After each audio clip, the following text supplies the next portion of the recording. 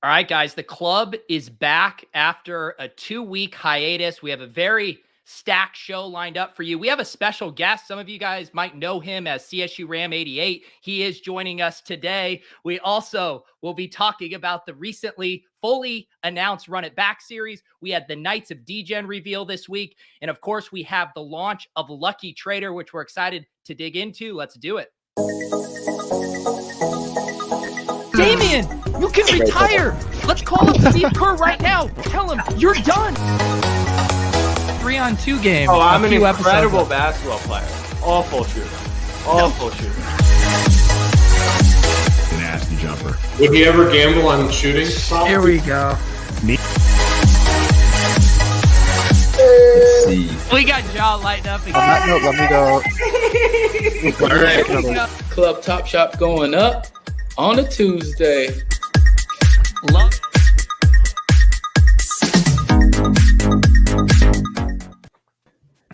All right, look at us. Pete Manning, not only back, but with a fresh new setup. His audio is crisp. His hat is crisp. How are we doing, Pete? The hat is definitely crisp. I mean, these hats are they're the nuts. So, yeah, stoked to be with you guys. I miss all of you. It's been a whirlwind, but eager to catch up and hear everything that's going on with all you guys. Yeah, we have lots to catch up on tonight. Jack, very quiet day for you on social media. I did not see much Jack Settlement on my feed today. Had an 8-hour video shoot with Golden Tate today, so I was off the web. Wow, yeah. I was in Brooklyn. What could you possibly do for 8 hours? Maybe you can't say. No, it's similar to the Scalabrini stuff, just for college football. I was in Brooklyn. I actually drove. I looked up I got a car service given to me, which is like hilarious. And the 1 second I looked up driving home, I was driving by the Underdog offices. I was like, I know where I am. I didn't see any. Who's the one guy who has his CryptoPunk like plastered all over Brooklyn? Oh, yeah. The space Top Shot Fund? Yeah. TSF, Yeah. So I didn't see that. So I knew I wasn't that close to Andy's, but yeah, that's why I was silent on the Twitter machine today. I was loud last night though. Big win. Big win for the Ravens. Jackson. Nice performance from Lamar there. Mike, how are we doing over here? You're not in your usual kind of like standing desk setup. We got on the laptop. Yeah, I've got big issues. So I don't know if it's taboo to say or not say, but I'm coming off COVID right now. I'm on the tail end of COVID. I had a wedding last weekend and tested positive along with a few friends. It was a bit of a spreader event. My wife tested positive, so I was kind of out for the count for a few days. I'm a little congested still. And on top of that, my keyboard stopped working. So now I'm in this weird setup where I have my laptop that I use as my keyboard with my monitor up here, but the camera's down here now. So I'm basically on my laptop now, which is unfortunate, but hopefully just a temporary thing. I think your audio is better than it's ever been, though. So that does sound pretty good. Well, we're glad you're doing well. Andy, you were sick last week as well. Yeah, I also had COVID. Were you at no wedding? relation to each other. No, I wasn't invited. It's a bummer. Be careful out there, people. Yeah. For me, fortunately, it was really mild. I basically just one day I was going to go to the gym and I was at the gym and she came back and I was instead taking a nap and she was like, oh, something is wrong. I'm not really a nap guy, but I went and got tested and actually I got a negative test, but still felt really bad. And I was like, I don't know, I've been sick for a long time. This feels like something else. And I had lost my sense of smell at that point. And I was like, all right, let me go get tested again. I'm pretty sure this is COVID, even though I tested negative. And so then I got tested again and it came back positive. But all things considered, the worst thing that I had was that I lost my sense of smell. And I had a headache for a couple days. So I can't really complain.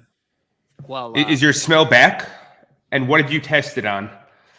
I would say my smell is back 30%.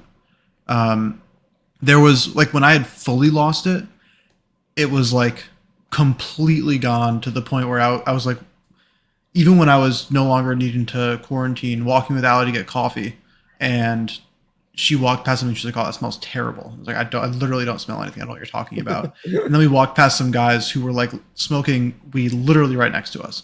and she's like, "Oh wow, it's really early in the morning to be smoking," and I had no idea what she was talking about, and then I realized, seeing the men smoking weed, what she was talking about. You had no idea what she was talking about because it's all about the wake and bake life for Andy. Yeah, and I'm getting up and I'm doing that anyways, so Yeah. it all just felt natural to me.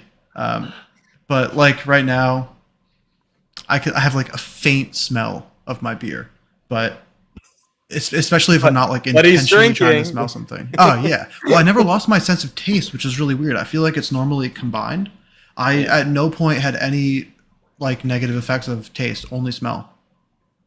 Yeah. So I'm in the exact same spot smell-wise. We had a group of 10 of us who all got tested positive after the wedding, and we were all kind of exchanging symptoms. Most people lost taste and smell. I was only smell, so similar to you. Well, glad you guys are doing better. Pete, what have you been up to? We haven't seen you for a while. What's new with you? Call it the zillion things. Gracie's getting big. That's fun. Doing everything I can as always. And yeah, I've been working on Lucky Trader. The crypto streets are insane.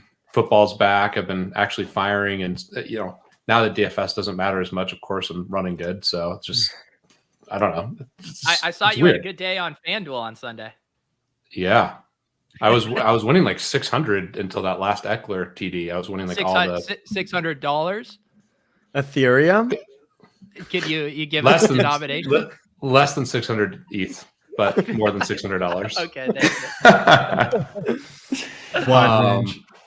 Yeah, but yeah, it's been fun. I've been just full blown grind mode. It's been probably the busiest stretch of my entire life, but excited to be back with you guys. Yeah, we got lots to cover tonight. Why don't we start with Knights of Degen reveal? Jack, the art dropped. What day was that dropped? I think Thursday night. Thursday. I don't fucking know. Yeah. My whole life, I was in Dallas, then I was supposed to be in Baltimore, now I'm in New York, then I'm going back to Baltimore. But yeah, Knights of Degen art came out. I like the art.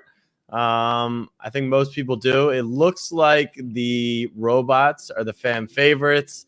The normal traits, which are like tie-dye, VR, pizza, like the stuff that everyone loves, no matter what project it's in, seem to be playing the best.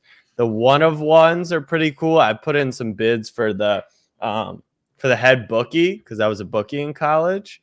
So that's the one I'm going after. I haven't made my profile picture selection quite yet. I was surprised by that you had made the switch. Yeah, I kid you not. I was just so busy in Dallas that I couldn't even like think about that stuff.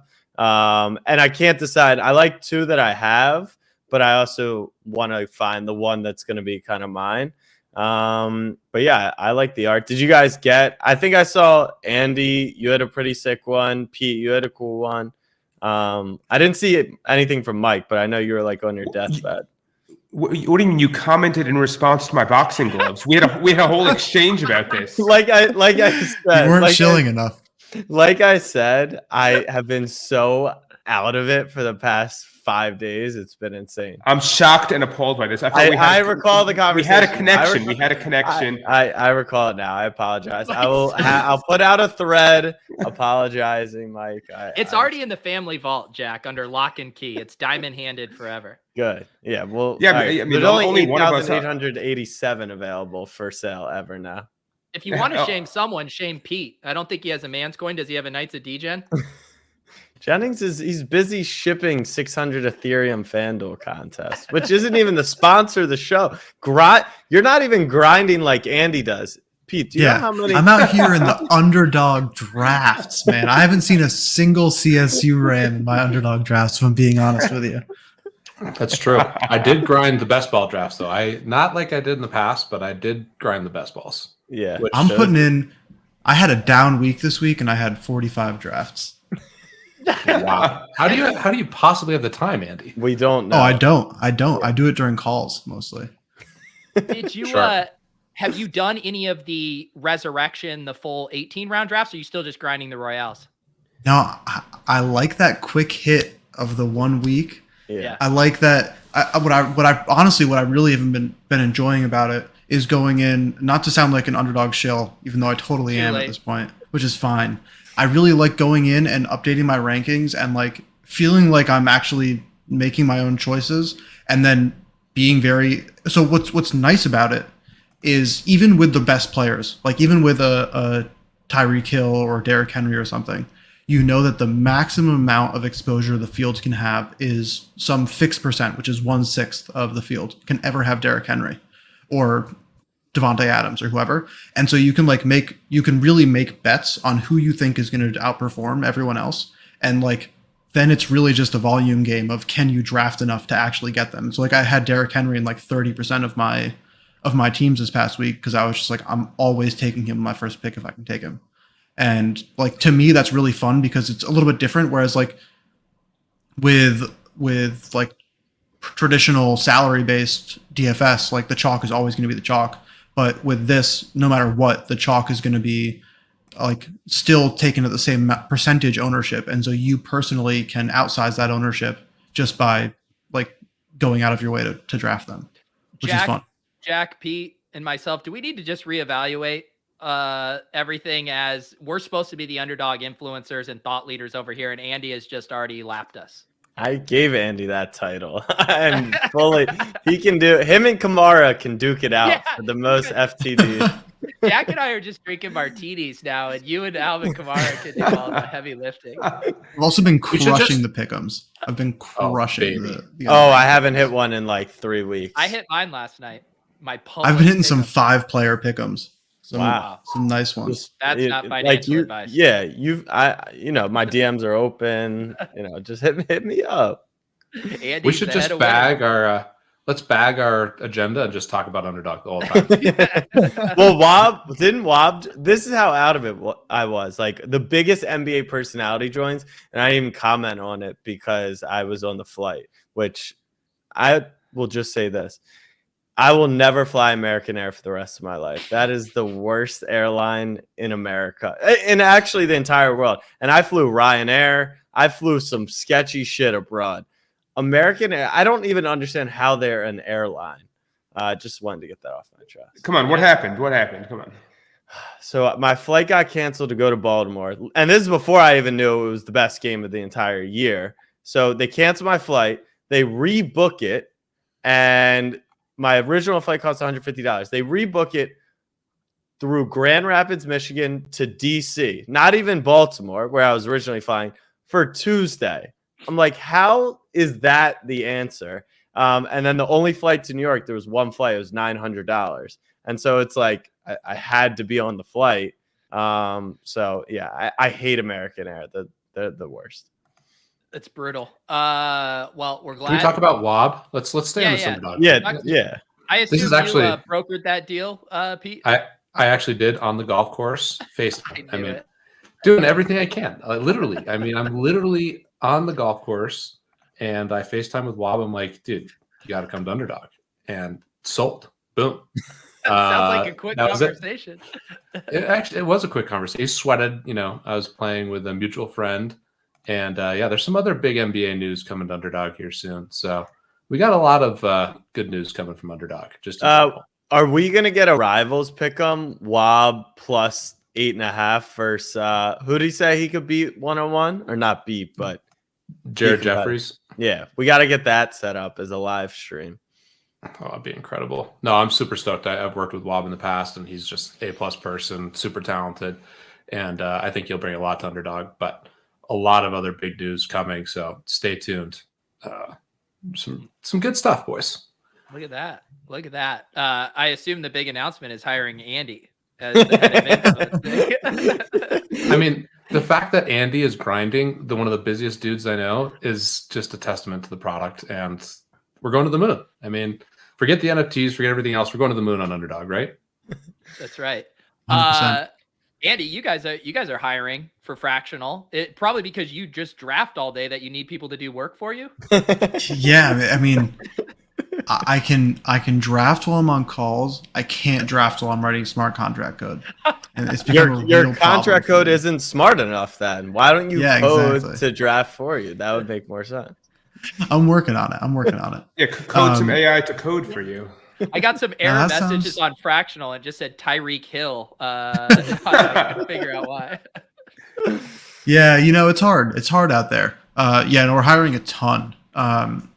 We have a pretty solid. We're at a team of 11 now, which has been pretty solid. But we realized pretty quickly that we just have very large plans for what we want to do, especially as we've very actively started working on support for different blockchains, like primarily Flow. I mean, everyone's seen all this stuff going on, so we can talk about that now with FlowFest and all of that, and a lot of development updates on Top Shot and everything. And so we're spending a lot of time trying to build that out, and that's just basically an entirely new product suite for what does it look like to have fractional ownership of Top Shot moments. And so we're pretty much trying to source an entire new team to work on that. Right now it's just one person internally who's writing all of our code.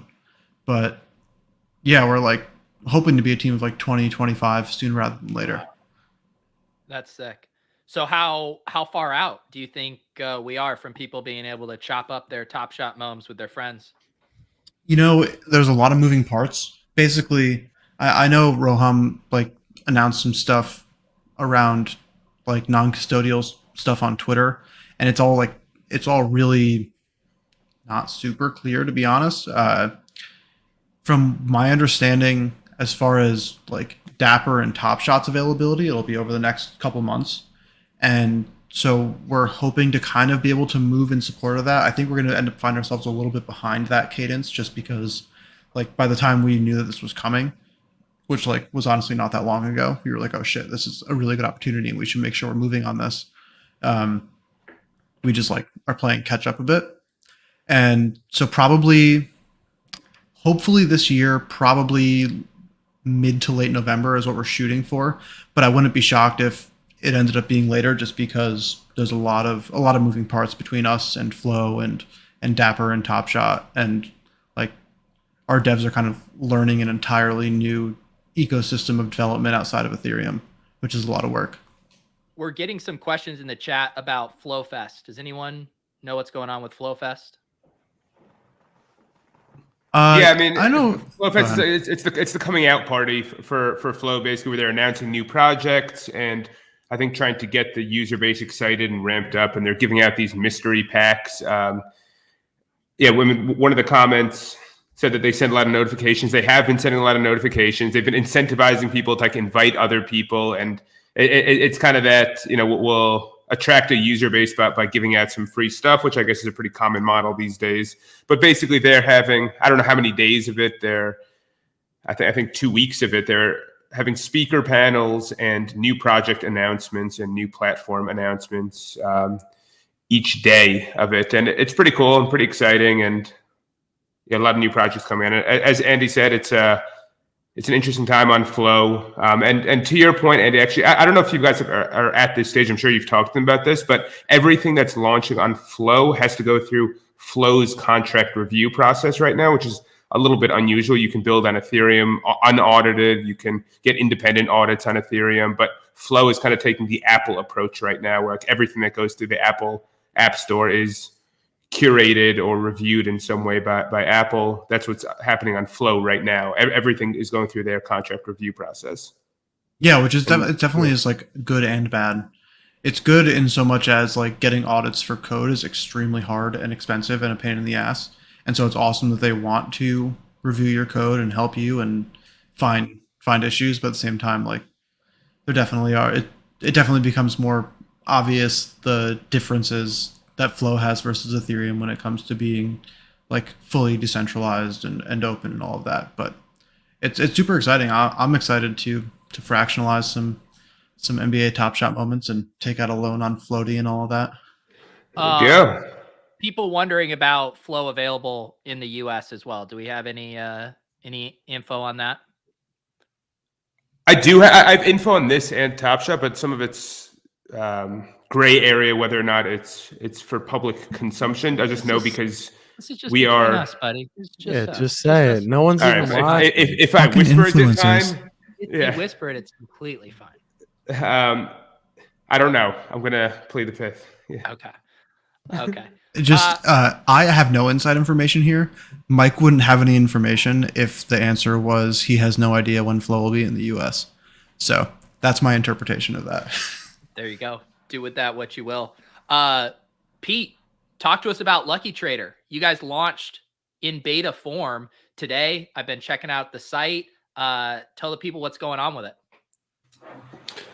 Yeah, super excited that we finally launched. It's been a long journey since we started doing Club Top Shot, and Lucky Trader was an idea, but super proud that we launched. And yeah, I think the big shift that we made from kind of the beginning is we're really focused on content and onboarding people, and of course we have data and tools as well. But yeah, we're excited with what we launched and have a lot of work to do. Definitely would appreciate any and all feedback, especially from Club Top Shot, from you guys. So yeah, it's been a whirlwind to get everything rocking and rolling. But yeah, we're pulling in a lot of data. I think we've done a good job putting out content and doing a lot of things with all these different projects. And yeah, we have a long journey in front of us, but I'm excited that we're finally live.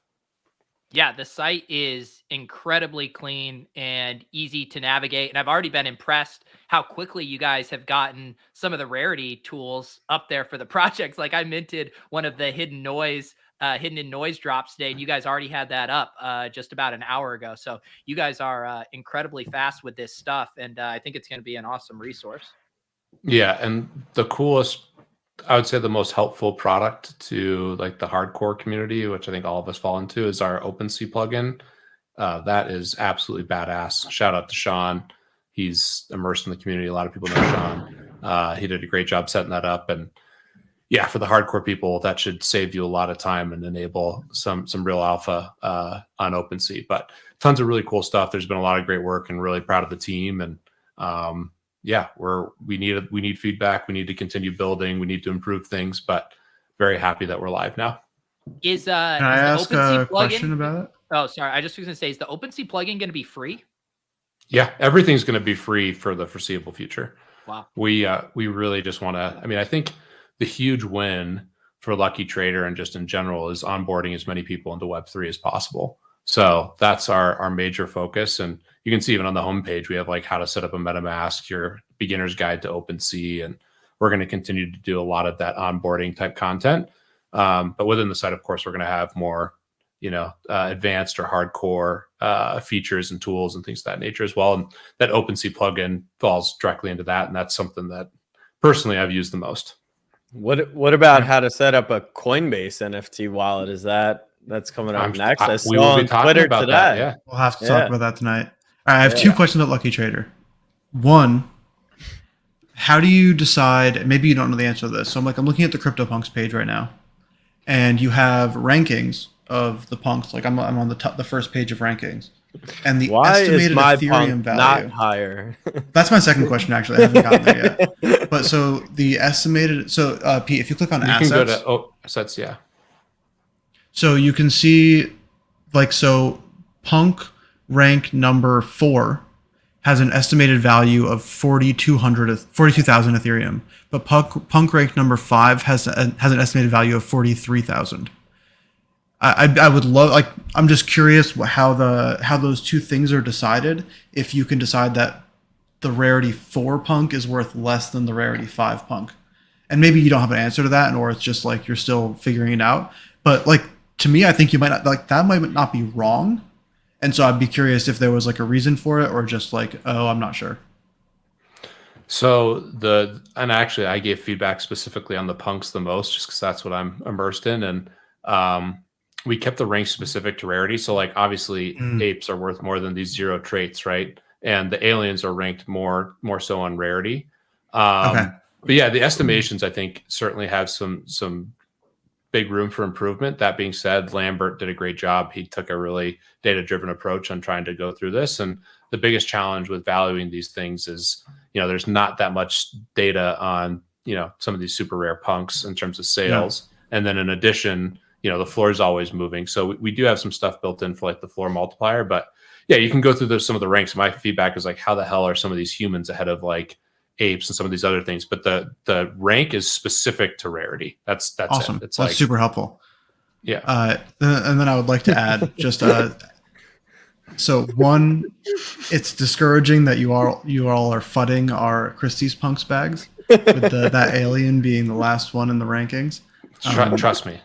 I mean, which one do you think I want to sell for the most? I mean, which one do you think I want to be as the highest value? And then second, because I know everyone loves to shit on Beanie, I have a really funny story. If you go to the second page, and this now is going to sound totally insane based on the punk valuations. So the punk, the human with the mustache and the cigarette, number 53, that punk was at one point listed for, I think it was 65 Ethereum.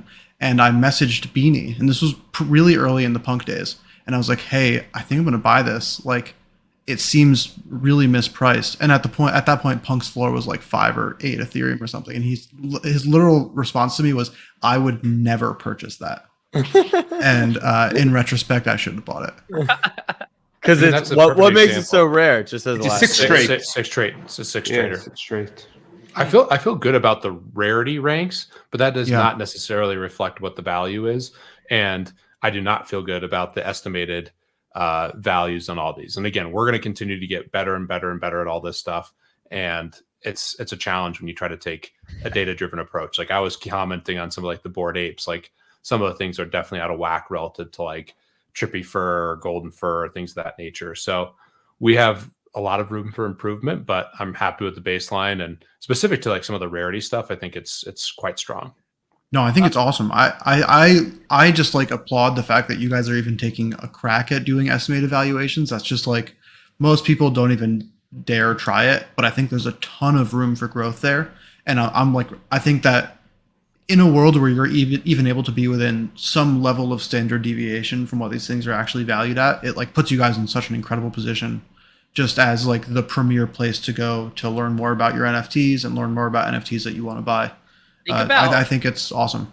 Think about some of the data inputs you could get down the road for where there is such an aesthetic premium on some of these outside of rarity. So take, for instance, Twitter offering verification for profile pictures. What if you could have a data input of which traits are used most often in profile pictures too, like across projects? I feel like there's going to be all kinds of data coming that will help sharpen those estimated values. For the top projects too, where a lot of online personalities, like, seed phrase has the most rare like if he said I actually wouldn't sell for 60,000 Ethereum, like it would be cool to kind of update and move it like that. But I want to ask a question for Mike. Why do any of these apes have estimated value over 1 ETH?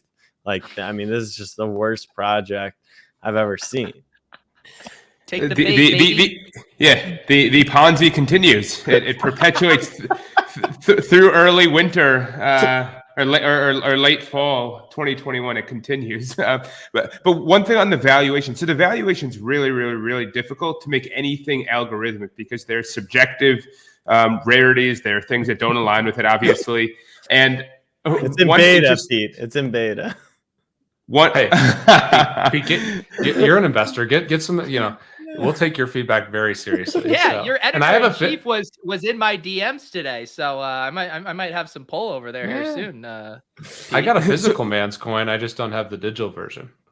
Sorry. I mean, what am I doing with my love? Maybe if you win 1,000 on FanDuel one of these days. So there's an interesting NFT valuation platform that I came across recently called Upshot. And Upshot, I don't know if any of you guys have heard of that. Andy, I don't know if I'm an investor. Okay, cool. So it's a pretty cool thing where they basically crowdsource NFT valuation and allow people to factor in the subjective values and factor in recent transactions and know that Danny or Seed Phrase came out and said something on Twitter recently, and it factors in all these things. And it's a pretty interesting model because it just seems so impossible to capture everything in any sort of algorithmic way. And obviously it can improve over time, and maybe there's some machine learning action. But it seems so difficult, and I think you guys will do a great job honing in on it, but I just don't know if it could ever be that algorithmic, especially with changing tastes. Yeah, so my view is that long-term we're going to have to, as this evolves and as the space evolves and we see new projects, new waves of innovation, we're going to have to bring in a lot of people just to like really help determine the value of these things. And some of them are going to be like pretty quantifiable, in my opinion, like when Nike releases their NFT to get ahead on sneakers, like that Denver Beer Company NFT, like you can actually, value that. Art and collectibles, a little more challenging, but I think we're going to see a lot of different things. like some of these games when they start to really evolve and like gain momentum, there could be some interesting things there that'll probably be a bit easier to quantify. So we'll see as things, evolve over time. I think one thing we're really focused on is delivering a great portfolio page. We're also going to do a lot of stuff around alerts, and there's a variety of things that we want to do long term. And I think a big part of that foundation is trying to price some of this stuff well. But collectibles and art are inherently really challenging. Alerts. I mean, you're stealing my whole thing. I even sent out a stress test text today. I know you guys. Yeah, can we talk about that that text you sent? What did I do wrong? Was it incorrect? No. The stress test, I subscribed for that. I got like a daily recap of Oh, news. I got to talk to my interns. They're supposed to remove all the pack people because it's all under one umbrella. Have you been getting them every day? Well, I unsubscribed, Jack. So, I mean, the second I got Fair that, enough. like, I don't need the daily recap of news. What'd you think, though? Good recaps? Good quotes of the day? No, good I don't want that shit. It'd be a text. I don't subscribe either. The reason I Jennings. subscribe to that text service is for pack drop announcements 30 minutes after the pack drop. Yeah, I know. Will Top Shot be unlucky? So that was the first thing we built for months, and candidly, we didn't want to release something that was below kind of market competitors, and that's something that we're highly focused on. And I'd say the NFL is something that we're thinking a lot about. So we want to make sure we innovate there and just don't throw out, like, if we launched what we had, which I think was decent, but it was like clearly worse than like Evaluate or Moment Ranks or something like that. That's not what we want to do. But we are going to try to promote Top Shot and Dapper as much as possible. They're investors in the company, have a ton of respect. That's how I got into the space. So, I mean, all of us collectively have so much respect for Roham and Dapper. So we want to make sure we do something great for them. And yeah, that's I would say at the top of the list in terms of priorities. Pete, I'm very stoked for you, and Lucky Trader is awesome. But I just want to say right now, I am so thankful for your new setup. You sound crystal clear. There's no noise going around when you're on your computer. Thank you for ponying up. Thank you to Jordan, our friend. Yeah, shout out Jordan. Setting you up there. You honestly sound great. How will you guys think about? Oh, go ahead. Talk about your setup. Not this. I mean, I've been in this game for like 8-9 years, and I've had like the Stoneware setup like every step of the way, and I've always wanted to like actually get a decent setup. And yeah, Jordan's awesome, and he's been super helpful. I actually sliced the crap out of my finger trying to adjust the mic. I had to get him to come over and like help me out to get it fully set up. Bandage your wound for you. No, what kind of it doesn't look that bad. It doesn't look that bad because it's just a Band-Aid. But man, my golf game, I got a golf tournament coming up. I mean, isn't it like cold as hell in Colorado now? I'm flying there on Thursday, and I have to like pack a winter jacket. Dude, it was like 80-90 degrees like a week ago, and now it's starting to get chilly. So yeah. But it can be warm. We have days in November that are mid-70s. Yeah, it's crazy. Like the lows on a day are like 25 degrees, and the highs are like 70. It's insane. I don't know what to wear. Close to the sun. Yeah. Andy, are you supposed to be in Dubai, by the way? No, I'm not doing Dubai. There's too much shit going on. I thought you were trying to fight someone in Dubai. No, he backed out. Coward. He would have kicked my ass too, so he messed up. So I'll answer that, and then I have a question for Pete. No Dubai. I'm going to Colorado, not to Denver. I'm going to Boulder. Allie's brother goes to UC Boulder, and it's their like parents' weekend. And so we're going. He's a senior, and so we're going to go to a Buffs game and all that stuff, which will be fun. What are your dates, Andy? I fly out Thursday and fly back Sunday. Pretty quick. I'll be back for longer, probably in the spring. Okay, it's gonna be tough to meet. Probably do like 2 weeks or something. I'll try in the spring. Okay. I know Allie really wants to go skiing as well. Are we gonna do a Club Top Shot ski house and stream from the ski house? Yes, I'm down. We should smoke blunts and joints and just go I've been skiing nuts once in my life, so I'll look like a fucking lunatic on the ski slopes, but that's fine. Funny story. We did a Fantasy Lab ski trip, and a couple people like were good skiers and some were not as good. And like looking back, it's probably like the most dangerous thing we've ever done. Like we had so much liability as a company. We didn't even like one person legitimately got hurt. One of our other people like had their snowboard like go down the entire mountain. So How does that even these trips are important. Yeah, Justin. I mean, Justin literally completely lost his board. that's insane. Sorry to interject though. Okay, wait, question. I'd be curious to hear, how do you guys think about, with Top Shot and NFL in particular, I feel like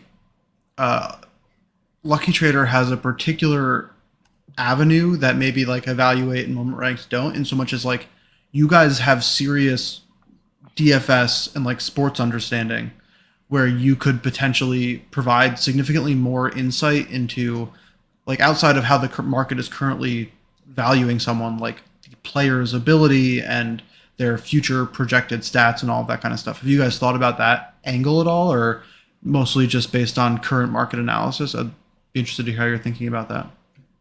I mean, yeah, that was the genesis of kind of Lucky Trader to begin with, is that, hey, we're going to build Fantasy Labs 2.0 for NBA Top Shot. And as they get into more sports, we'll do that stuff extremely well. And we'll bring in a lot of people who, can forecast sports extremely well. I mean, all of you guys, we have mutual friends that established the run.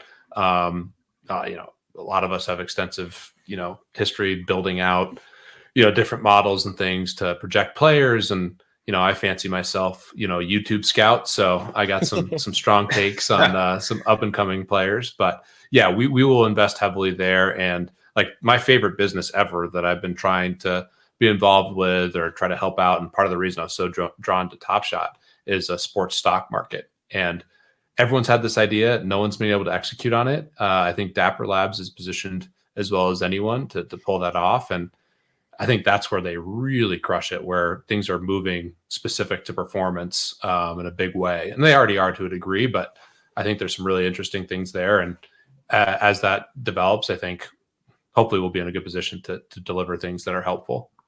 And yeah, we should, one thing we can do, I need to get a Knight. I need to get in the game. So I should buy one tonight, and you guys can help me out. We can use Lucky Trader for it. Jack, I have a question that I've let's had do it. for Knights since they came out. Is this kind of character here, this guy and this other guy, were you the like actual model for these characters? Because every time I see these, all I see is Jack, and I'm like, did he make you stand there for 12 hours while he painted you? It was just Blake and I was in the nude in his Brooklyn studio. I mean, it does look a lot like you. I guess I appreciate that. I don't know how to take that, but these are like, cool. These are cool. All of these look vaguely like you. Dude, Jack, is this right? Yeah, I guess so. I wish I had a jawline that strong. Like that's a strong jawline. And what are the jawline? Are there multiple male characters? I know nothing about the traits. Everyone I look at, I'm like, there's Jack again. He's weaseled his way. Look, if I should dye my hair blonde, like fully blonde, then it would. If I put on the cowboy hat, yeah, I could see it. I'm on my phone often. I like the top ones you were going through earlier. The head. Are these the one of ones up top? Yes, yeah. So the head bookie's that alien with the book, which is sick. The droid is my favorite. Yeah, look at that guy. I mean, come on. Are any of these for sale for Jennings' buy later? Yeah. This one is 12.4 temp. What is this guy? Oh, I see. That's a droid. There's only one droid, which is fucking sick. Wait, that's up for 10 ETH? 10 ETH, Jack 8-bin. This is Jack the scientist that grew out a handlebar mustache. That's actually the all-time high sale. I think it went for 5 ETH on art reveal day. The queen is there, and then you can see like the robots, the aliens. I don't know why ranked. Referees. I think that's like refs at the round table or something. But the tie-dye ones are crazy. A bunch of them just look super dope. Everyone, I love my tie-dye. You got a tie-dye? I don't know if I love the cheetah. Tie-dye 3Ds. Yeah. Yeah. And the lights. I have one guy who looks like he's deathly ill. Deathly ill? Yeah, he looks really unwell. Yeah. I'll share it. Yeah, he looked like I didn't expect to get like a medical patient as a knight, but look, not all knights can be in full health. It was inspired by you and Mike, Andy. We did it for you guys. I mean, we kind of hit on this earlier, but Pete, Jonathan has a question about how rarities are calculated. Everyone has bones to pick now with why their bags aren't being properly. Yeah, have you thought about my bags? Yeah. What about my bag?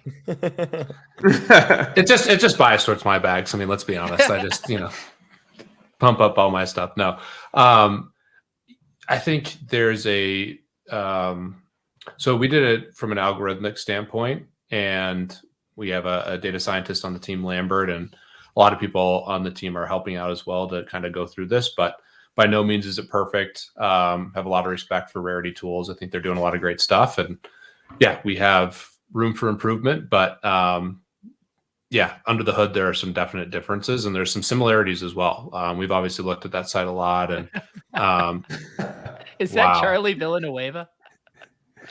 Yo, this is legit. Like I don't even. It's rough. This is, you know what this is? This is what I'm gonna look like grinding the La Liga Dapper marketplace. That's what you're gonna look like when you have a kid. That's what I look like right now. It's the worst. Oh, that's amazing. Yeah, I thought maybe Knights of Degen did like a serum drop or something, and then this one got really sick. Yeah, it's a mutant 8 Knights of Degen. Oh my god.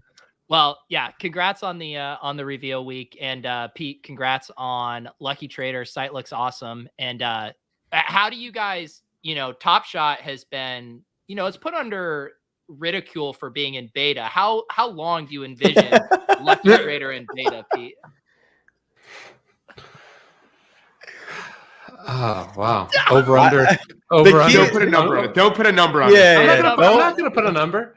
I'd say we might be on a similar path to Dapper Labs. I mean, they have what, which is infinity valuation. We'll emulating a market leader doesn't seem like a bad idea. But I don't. How long was Fantasy Labs in beta for? Oh, Pete, maybe you tell me. Maybe I should know. You were the one that was the founder of the company. It was more a theoretical question. Yeah, I don't know. I mean, listen, especially in this world, there's so many things going on. You can't have conviction on everything that you're doing. Like, it's so hard to do everything well. And like, a big thing for us is we want to put as much data and content out there. And I think one really important thing that I meant to say up front, like, our goal is not to be like shilling our bags, pumping certain things. Like, we want to deliver as much data information as we can and be like objective. Like, that's what's going to be good for the space, is not, hey, go buy this. It's like, hey, here's information about X, Y, and Z. So yeah, long-winded, but we'll probably be in beta for a while. I'm really excited about the approach you guys are taking about making it an easier onboarding process for normies and kind of the average sports fan, or for mainstream people. I don't think there are great resources out there for mainstream people trying to adopt NFTs, and they see, they read about them, they hear about them, and they try and get involved, and it's a steep learning curve. And so I think it's an awesome resource what you guys are building. Yeah, we need to do more content. I did that show with Preston today. Logan's doing an A+ job. I mean, I don't know how well you guys know Logan, but he's just a superstar and so blessed to work with him. But we need to do so much of that. And like, all of you guys, like, I want, obviously, as you guys as involved as possible. And like, we need to figure out smart content things. And I think collectively, I mean, Club Top Shot did a good job onboarding people and like educating people on Top Shot. And that just needs to happen across the board. So yeah, big focus. And especially when like some of these big brands and like some of these games come out, like, there's going to be a tremendous opportunity to just educate people on like how to get started. Like, if you were trying to start like getting into Star Atlas or something like that right now, it'd be impossible. Yeah. And I mean, is that a project? It's a huge project. It's I mean, there's these NFT ships selling for 40 grand. I mean, it's a Solana project that has quite a bit of hype, but I think too, I've gone as deep down the NFT rabbit hole in the past 2 weeks than I have in the past 6 months or whatever, since we all started doing this stuff. And, outside of just like the basic mechanical things, as far as how to use OpenSea, how to, ramp up gas and all that stuff, like, the next hurdle is just organization and corralling the volume of projects, sifting through all the noise, whether that's calendars, schedules, all of that stuff, knowing when projects reveal, knowing when, those kind of scheduling things, I think, are overwhelming right now. And I think Lucky Trader is positioned to kind of be the place that organizes this and presents it in a really digestible fashion for people who are overwhelmed. Because even if you're on Discord all day, this shit is completely overwhelming. So I think that's where you guys can really crush.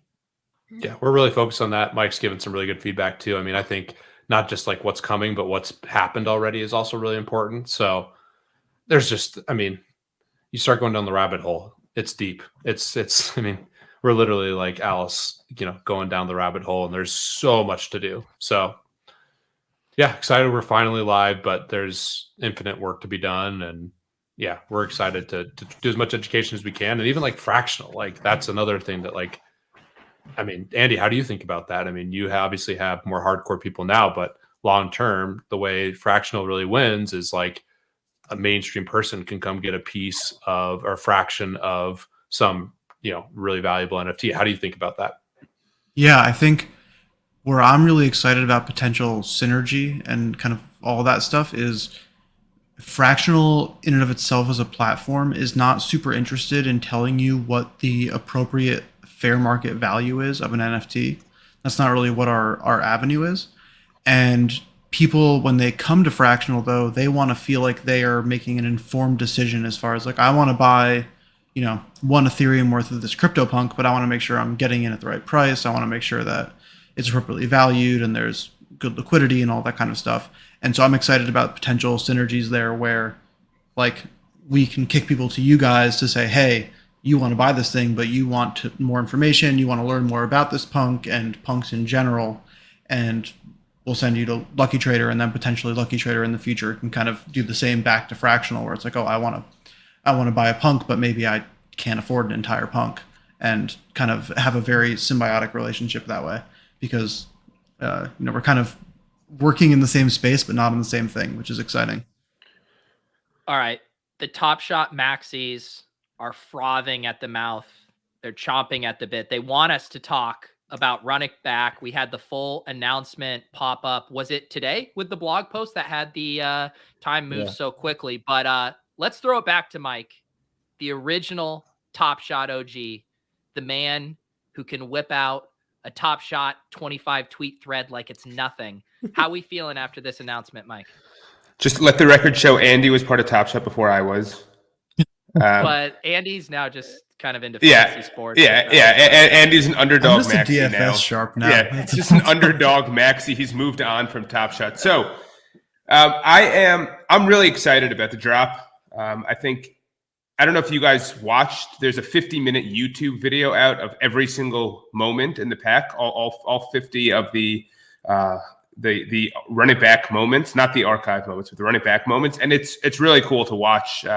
It kind of hits right in the nostalgia pocket for me. I was 16, 17 years old. I think Jack was probably just learning how to crawl at this point, so it may not hit as nicely for him. But it's really, really cool to watch the plays. Everyone on their old teams, and you look through the list, and there's some really fun players on here.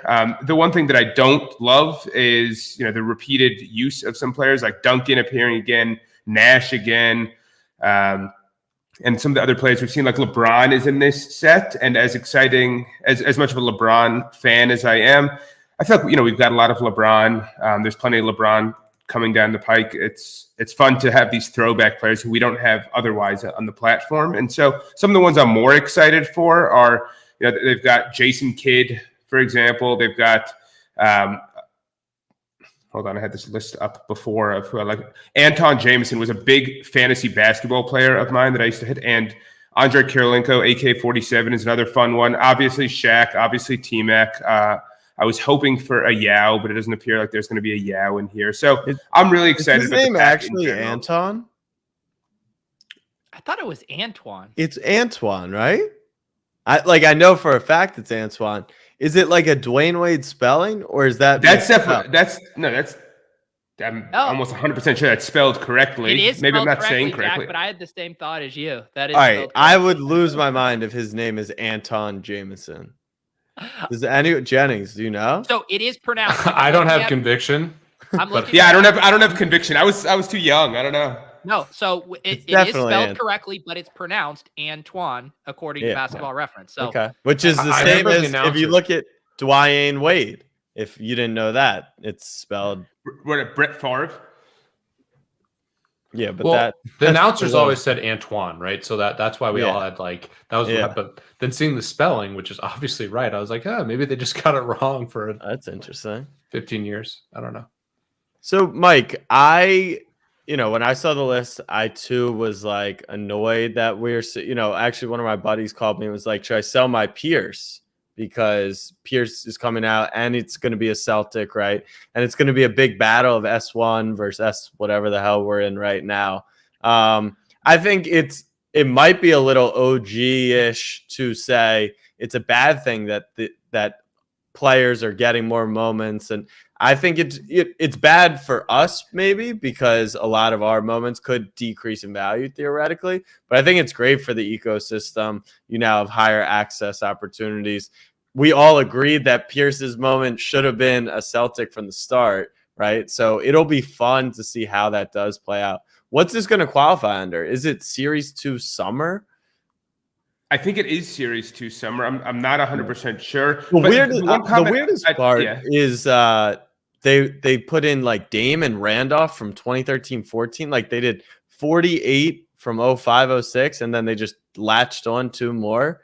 It doesn't make a ton of sense. Yeah. The archive. I need to read more about this. It only came out today, so I haven't absorbed it too much yet. But I don't really get the archive set and how that compares and what's from what year and what's 13, 14. But the one comment I'd say in response to what you said is I'm not opposed to more Duncans and more Dirks and things. It's just that there's a lot of fun players, and so maybe don't dip back into the well quite yet for those guys. But they did say that once they get them, some category is not going to get another moment until 2026, which was pretty insane to say. Yeah, I think what that was from the original running back set, they won't have those players again from the 2013-2014 season for at least 5 years. Yeah. Well, isn't part of it that they need the approval from these players? Like every single player who's listed here had to give approval. Is that right? Maybe not the guys who are currently active, like Chris Paul's in here, LeBron's in here, but for the retired players. I think either that or they have a deal set up with the Players Association post, and it just falls under all their trading cards, this collectibles, jerseys, and some of them may not opt in for that, but most of them probably do. Like Dapper's top investor, Mikael Jordan. Real quick, but yeah, my key takeaways. I'm really, really excited for this. Like, I would recommend watching the 50-minute clip. Just fast forward. Flip forward 30 seconds at a time and just put it on in the background. It's some pretty cool plays. It's fun to see everyone in their uniforms from 2005, 2006, and it's got me excited for the drop. Real quick, not to table this conversation, we are doing a giveaway tonight. We have a Club Top Shot hoodie and some recently dropped Win Packs boxer briefs here that I don't know how these ended up in my store, but they did. If you want to win these, Clay just put a form in the chat. You got to retweet this tweet and fill out the form to be eligible. I'm going to pin it here on YouTube. So there you go. Who's going to look how popular you are? Look at those notifications. I mean, that's a lot of notifications. That's something that only one DM. We had, one DM is we're not focused on that, but we're focused on the plus. If your noties aren't 20 plus at all times, I mean, are you even tweeting enough? I've only had one tweet today, but I had a video that has been very popular today. Yeah, I only got to watch 50 seconds of it, but in true classic Peep form, it was quite incredible.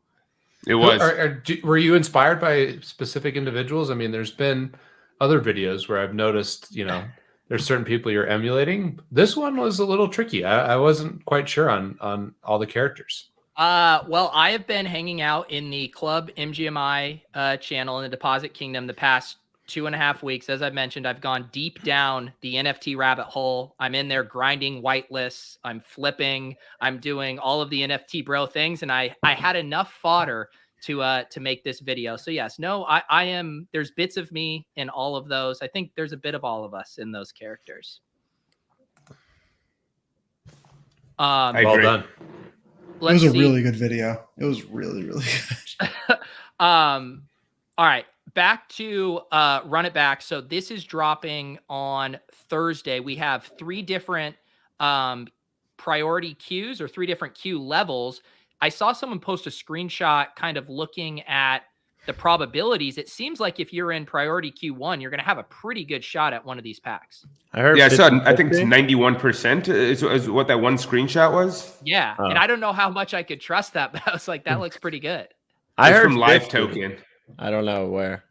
It might be 50% from like the first priority, but then if you don't get in the first one, you get to try the next 2 also. So I think the probability of getting one overall, if you're in the first set, could be as high as 90. I don't know. I just saw the same screenshot that overs it. So yeah, Poker Pro Eric is saying it's at an 84%. Now I assume a lot of people, and I saw it in our Discord today, people kind of making some purchases on the marketplace to get up to that collector score level. Although, Jack, did I see a tweet from you today about your collector score change? Yeah, it dropped, and it dropped for a bunch of people, but it's back up. We back up. But I did see with that buying activity, I think somewhere in the blog it noted that for every Run It Back, you're getting an archive moment as well. So we saw the Run It Backs are spiking like crazy right now. I feel like they took that snapshot already. I think the running backs. No one reads the blogs. This is. I think they're spiking right now because they made that announcement that they won't have those players on those teams for at least 5 years. So if you want the full Celtics set, for example, you need the Olynyk. And there was some rumors going around that there might be a common Olynyk coming out from the Celtics, which would change the need to get the Series 1 version. Right. I figured that with the announcement that all these people are coming out that the running backs would dump. Like that was I thought that rake back, which we can get into rake back or whatever, fuck back, whatever it's called now. Wow. I thought family-friendly show. I was gonna sell my running backs, but now they're spiking. Now I don't want to do. I would love anyone's advice on like where we're going with team sets in regard. Right, Olynyk is the bottleneck. Should people be selling? I think that's why people are here tonight. Well, I want to know if I got rugged because I did a trade with Mike to get an Olynyk because I wanted to lock in the team set, and now I think I got rugged. We're in the same boat here. You gave me a Barbosa rib. You gave me a Barbosa rib. You gave him my Barbosa? It might not have been yours. Oh my god! No.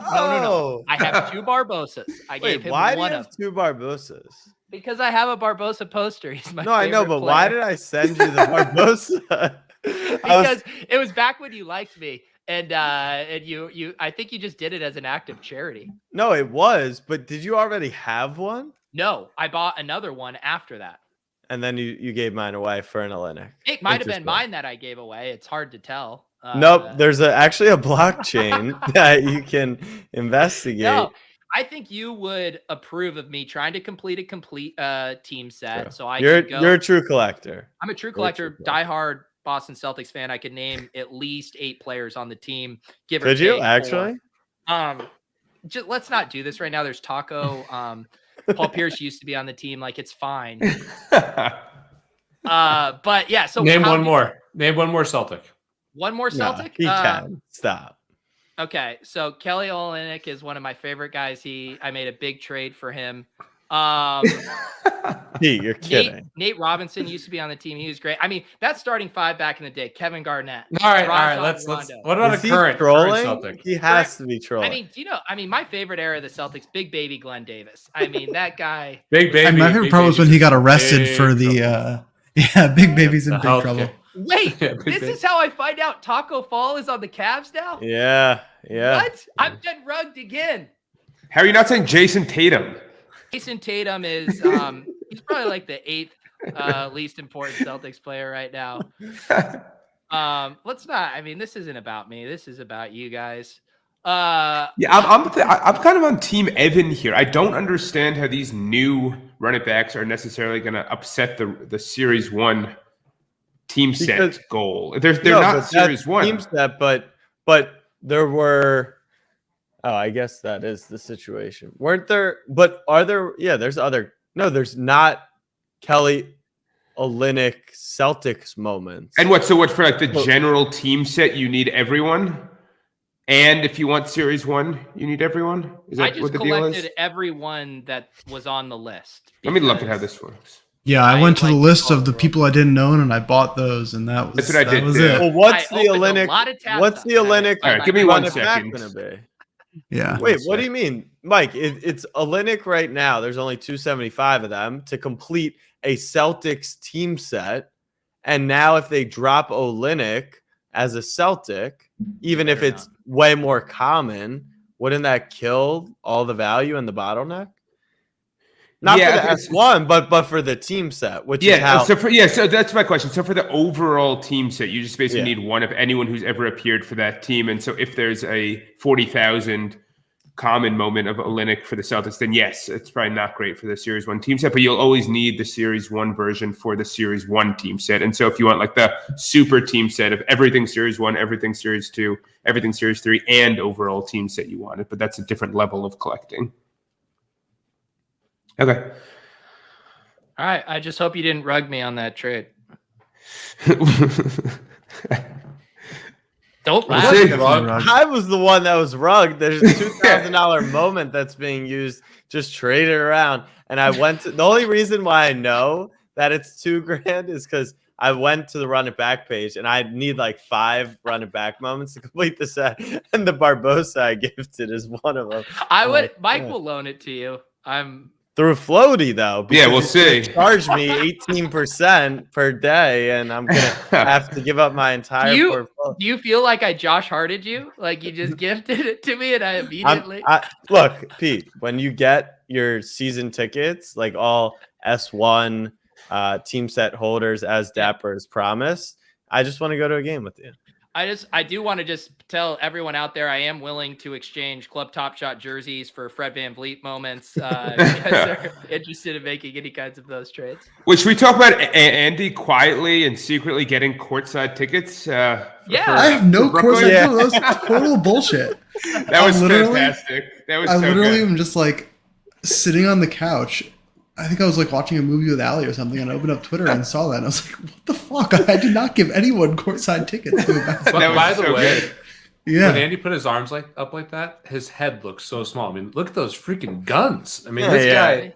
Andy, let's see That's him. what I said when I met him in person. I was like, Did you see that "Holy little page he had up there? I mean, literally, his head looks smaller than his bicep. I mean, Well, that can't be true. Whoa. The motion that Swole. Andy does 800 times a day is another underdog draft.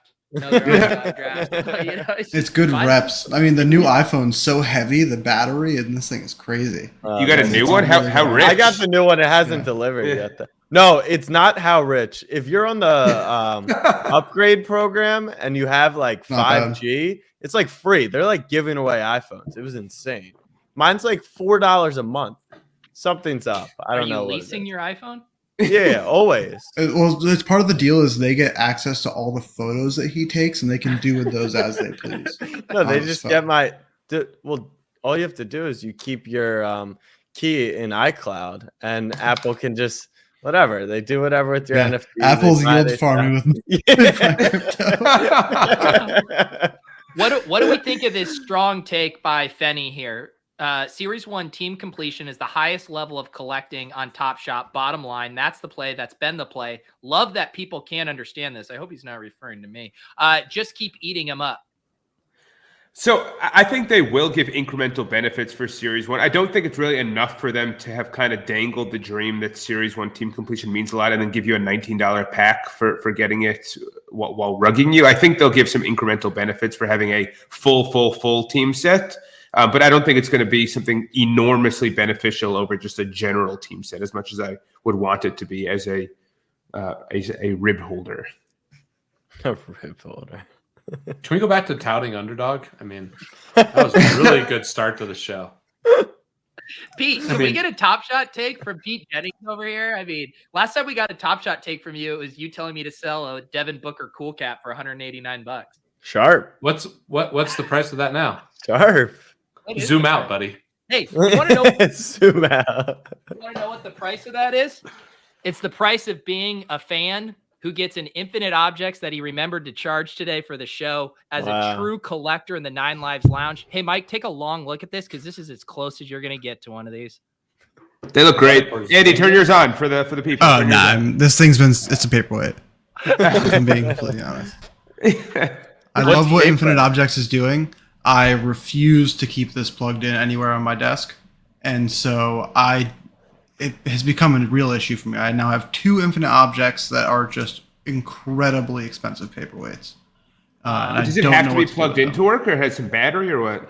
It has some level of battery, but it's not a ton. And so, like, you need like some extremely flush to the back plug that I could like mount it on the wall or something. I don't know. I don't know where you put this. Like, I don't have a space for things that are also really close to outlets where I can have it sit on something. Huh. I feel like you need an uplift desk where they have outlets on the top part of the desk. It's nice. Yeah. Well, like, my outlets are all in use. I have like a ton on my desk, but I'm charging like 700 things at any given time. Yeah, you're probably a big outlet guy around the desk. I'm currently charging my AirPods Pro, my regular AirPods, my Bose, my iPad. It's a real problem, if I'm being honest.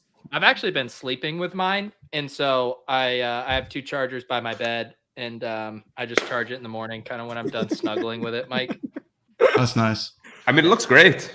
Thank you. I love it. Yeah, it's honestly one of my most prized possessions. So Dapper in general, they were marketing the shit out of NFL, and then I haven't seen anything over the past week, but it looks like they've turned to their La Liga marketing.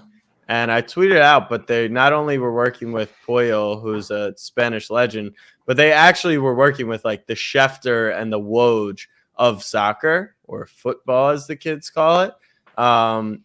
Do we have a date on either of those 2 products? An instinct? Does anyone like have has anyone sensed a different level of promotion of NFL versus now you see the soccer versus Top Shot? So I don't have any insight into La Liga. I just know that Roham in the 9 Lives Lounge AMA. How do you know that? Oh, because screenshots were posted everywhere and shared. Notes were stealing the alpha for True Collective. I posted it on my Twitter. I posted it for everyone to see. It's even worse. Now it was public knowledge for public consumption, and apparently NFL will be rolled out at some point this season in some capacity, which I'm surprised about. I figured they would. I thought they would launch going into next year, but in some capacity. Talked about this. Yeah, Mike, where have you been? COVID's got you all messed up. Did we talk about it? All right, I don't know. COVID does have me all messed up. I will say I've been a shell of myself. It's been terrible. I watched every episode of Squid Game over a 2-day period. Really good show. Really overrated. Is that a fair take? I don't think. Yeah, I agree. Okay. I agree. See, Pete? Yes, right. Pete. What do you got? I haven't seen it yet. I'm curious by the really good and really overrated comment. I haven't even watched it. The themes of the show are the themes are good. Time to watch a show. I haven't watched it. Was on my flights. It was on my flights. I've only watched on my flights. On American? That sounds like a great airline. No, I didn't fly American. They canceled my flight because they're a bunch of cucks and they're despicable group of people. Jack, I'm gonna have to. There goes our sponsorship. sponsorship. Can't listen to this episode. Dude, I had American Air lined up to give us like 10 grand a show, and you just totally screwed us. I wouldn't take it. I wouldn't. They can hand me a CryptoPunk every day. I'd refuse it to ever promote that. All right, let's stop, dude. We know you can be bought, and you can be bought for less than that, Jack. So let's keep it real. CryptoPunk every day, you'd be Bill Gates, and like, I mean, come on. I've submitted my Google form, Clay. No, Mike, this contest isn't for you. Oh, good call. Good call. This is just get in there, Jack. Yeah, I'll be in there. Get in there, Jack. I'm not even wearing underwear. I'm not even wearing under right now. The correct Squid Game's take is that it was fun to watch. The themes are interesting. The actual show itself and the acting and the dialogue was terrible. A CryptoPunk a day, by the way, just in the range. Are you using Lucky Trader data? No, just a flourish CryptoPunk a day would be 146 million a year. So a punk a day keeps the pores away. I don't know. Gets a private jet the next day. I don't know. That's not even. I couldn't even acquire seed phrases punk with a punk a day. It's disgusting. That's a good question. 365 floor punks or seed phrases punk? Probably seed phrases, Pete, right? do you want to talk about? You have them valued around the same. Did Pete? You sold one of your punks. It's a sad day. It's a really sad Imagine day. I thought we're handing a punk. I just can't even. I thought it was our collective punk that sold because I got an alert like, "Hey, you sold something," and I was like, "Oh, perfect!" And then I saw that it was my white hair girl, and I was like, "Oh, my and past tense." That was a sad sale. Peter did the most in our punk group chat. He goes, "Oh, I think our punk sold." And he's like, "Oh, there's just another one of mine that sold for 280." I was like, "Oh, false alarm. Sorry about that." That was the first punk that I ever bought. Wow. How much did you buy it for? 21 ETH, 38,000 at the time.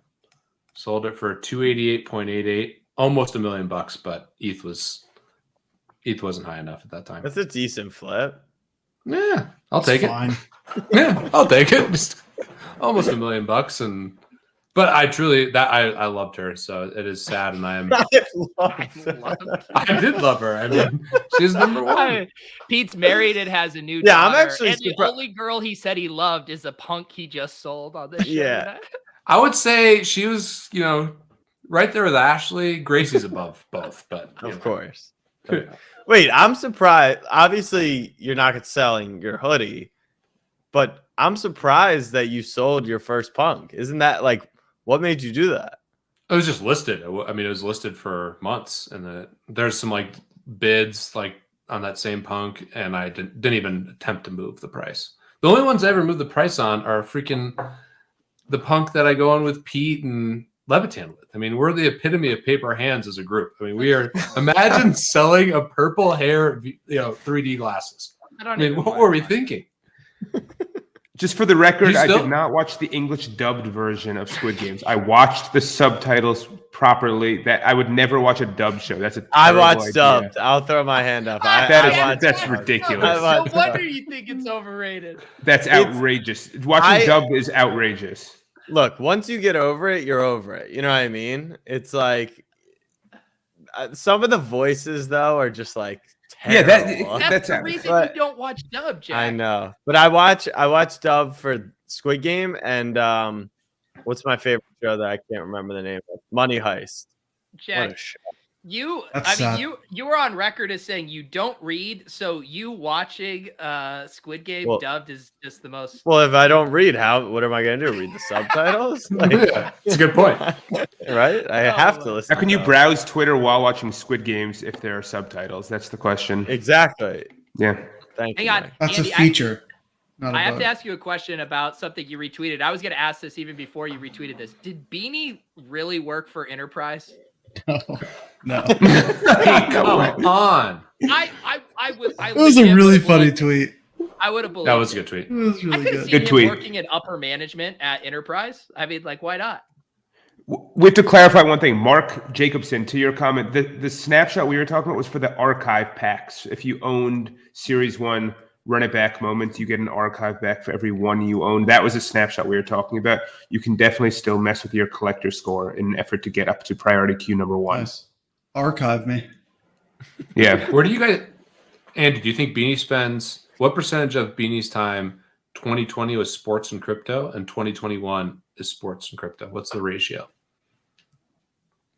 I think he dove deep into crypto January 2020. So I think he was probably 50-50 sports and crypto 2020.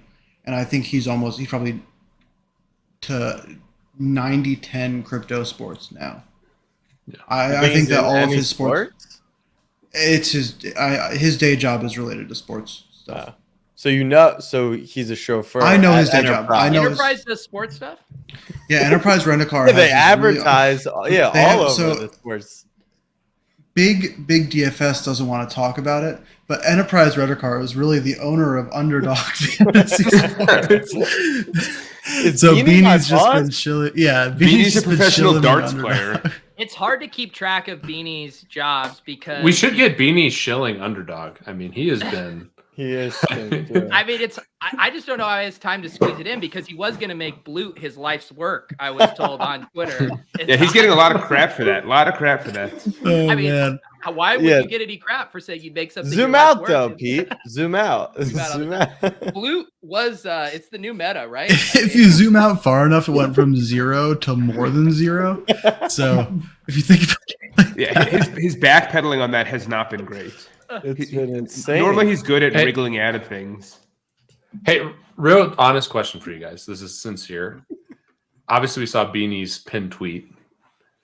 Should we all have pinned tweets like that? Like, is that something like that needs to start happening? I don't know what his pinned tweet is. Yeah, what's his pinned tweet? Oh, it's all for fun. It's not financial. This advice. is not financial. I'm not advice. liable. Nah, I mean, we're not tweeting the same kind of shit that he's tweeting. We're not pumping It's and a dumping different- projects every other day, Pete. I hear you, but I know I personally don't have to put that tweet up. You guys can take care of yourselves. I put NFA on most of my tweets. Do you actually? No. yeah, no. This is a serious conversation. We're early days. There's a lot of builders. People are going to be biased to their own projects. Even people with great intentions. I'd say, like Mike, you've been the epitome of like. Obviously, you're transparent about your Top Shot bags, but you're promoting it too.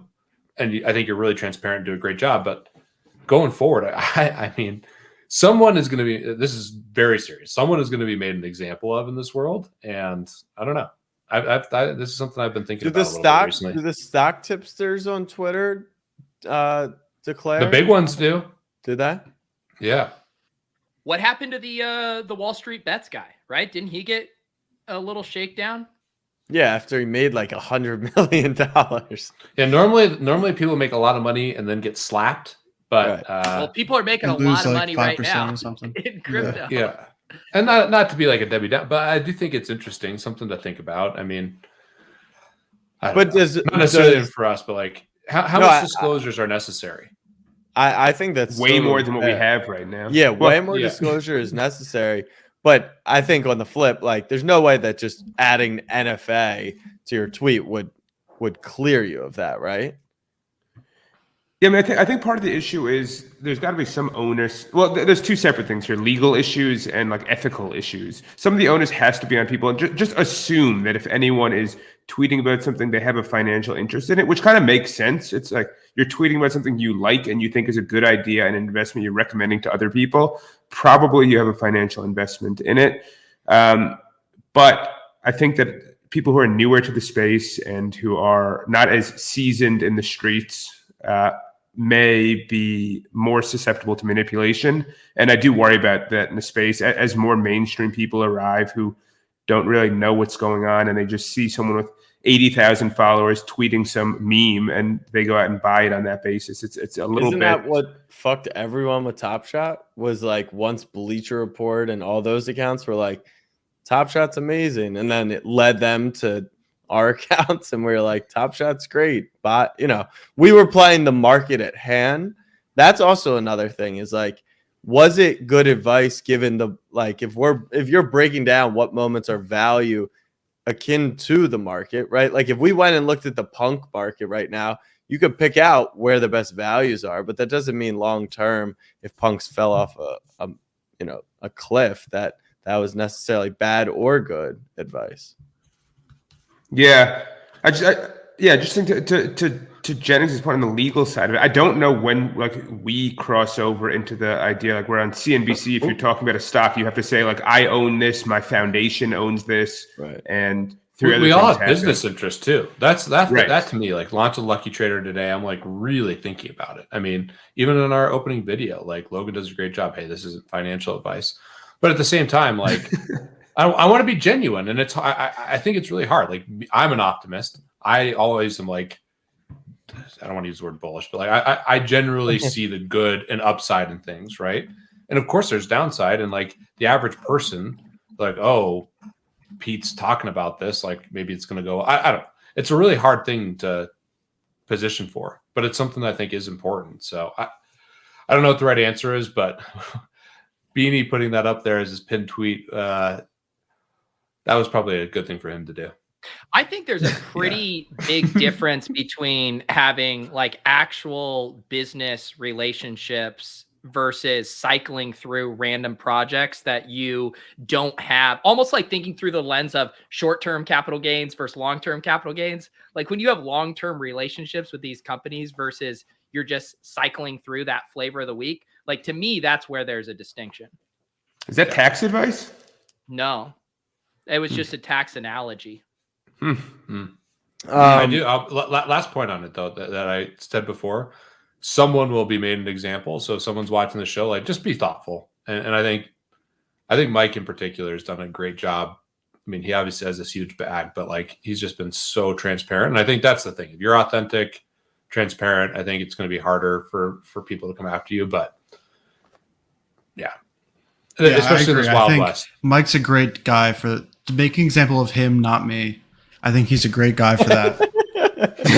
And here's a 25 tweet thread on why Mike. On why you should buy a Top Shot. Mike should be an example. I'm gonna nominate Andy and Jack. Actually. Oh shit. Well, Andy, didn't you have a tweet referencing this the other day? I remember you were like, it was something about, people want, ask you, hey, what are you into? What do you like? What are you buying? You post it. And then people are like, oh, you're just pumping your bags or whatever. So how do you, I love seeing your posts. Like, I think it's fun to see what you're into. It's stuff that's often not on my radar, but how are you? It sounds like you're also getting blowback from people who think you're pumping. Yeah. I like, fortunately, I haven't gotten a ton of blowback yet. I just like generally want to try to be cognizant of it and also want to just like be conscious of the influence that I have, even as a middling Twitter account. Like I definitely still have influence over what people buy and sell, which is ridiculous because I mostly just shitpost on Twitter. But like it's a very real thing where if I like post about a project I buy, some people will be like talking in their Discord or something that I bought their project. It's like, guys, it doesn't fucking matter. Like I don't know who you I don't know who you guys think I am. You got 29 of them, Andy. Yeah. But and the best, Andy, is people will follow your wallet. You won't even post about it, and then you'll sell them, and they'll be like, "Andy rugged us." Yeah, and so it's just like trying to be cognizant of that. Like it feels very hard to like, because I am, and I think this is done really well for me on Twitter. I'm extremely genuine on Twitter, just about like who I am, what I'm interested in, what I'm doing at any given time. But at the same time now, with more influence, it's like hard to be genuine about those things because it can seriously impact like on some of these lower float projects, like the market or current price at any given time. And just like trying to be aware of that and make sure that I'm not in any way putting anyone in a position where they're trying to tail the things that I'm doing. Because like most of the stuff, like I really, really try to take the approach that any NFT that I buy is just money that I burned and I don't care. And I like not everyone thinks that way. And so you don't mean that about that's aside from the Knights of Degen. No, those are pure investment advice. I've bought those expecting you'd 100x. Like to be sued if they don't 100x. Yeah, Drew told me that I get a full refund in a couple weeks if they don't 100x. So like that one, I definitely recommend. But yeah, it's hard in general just to have like healthy conversations around projects you like. And not have it in some way influence like sentiment and market, which is like a really weird thing to have to think about. What about flooding? Yeah. I'll FUD any project, especially if I miss the minting. That's like Mike's life goal. Gotta FUD it. Not I agree, Pete. I just ask the hard questions. That's all. I have no life goals to FUD any projects or any groups within Top Shot. I just ask the hard questions. Yeah, Andy, your wallet literally pings notifications in Pete's Discord. I've tried to tell him. You should just buy like the wildest shit and see, I'm gonna just start. I'm gonna spend an unhealthy amount of money on comma gangs just to. Oh, I mean, my comma gang bags are packed. All right, here's one for you, Andy. The 2545s. Were you just going after that to get the meme cereal? No, so that one in particular. I think one of the things I've talked about previously, and this is like a general thing we've talked about outside of NFTs even, is just like you have certain people where when they say, "Hey, I'm doing this thing," you just don't think and you do it. And I had a couple of my friends who sent me that within like 10 minutes of each other, where they were like, "Hey, I'm minting this," and I was like, "All right, I'm gonna mint some." And I didn't even try to mint the 2545. It just happened. I got lucky. But that was one where I just had a couple of friends who were like, "Hey, I'm minting this," and I was like, "All right, I'll mint some too." Yeah. When is the reveal on those? It's been a long reveal. It was supposed to be on the 10th, and then it got delayed, which I think is bullish. There's like this whole pie chart of what's bullish and what's not bullish, and different Art delays are bullish. I think art delay. I think right now art delays are bullish. Wow. Jack, did you guys have like the longest art delay of all time? No. We had the longest art reveal of all time. Art reveal, sorry. The actual reveal was on time. Okay. Which There is you go. important. So Andy, where in the pie chart is that bullish or not bullish? Art reveal on time, but a delayed reveal to get to the actual reveal. Wait, what? No, like we did the mid pass, and then the mid pass minted the Knights. Then we did the public sale, and then the art reveal date was a week later. But the actual reveal was on. This just sounds like part of the bit from earlier on the YouTube video that we did. Jack only had time to watch 60 seconds of the 2.5 Yeah, no, I've minute only video. seen the 5 months art reveal with the exploding head. So I'll finish the rest tonight. Andy, before we're gonna bring Willis on from the VIPs here. We can open some packs to wrap up here. But do you have any takes on Mechaverse? Because this has been a dominant force in the NFT market. The reveal has been delayed. There's lots of theories that this is kind of tying up the market as everyone kind of waits to see how this plays out. Do you have any Mechaverse takes? Yeah, I do. I currently own none, so I'll preface it with that. I do not have any.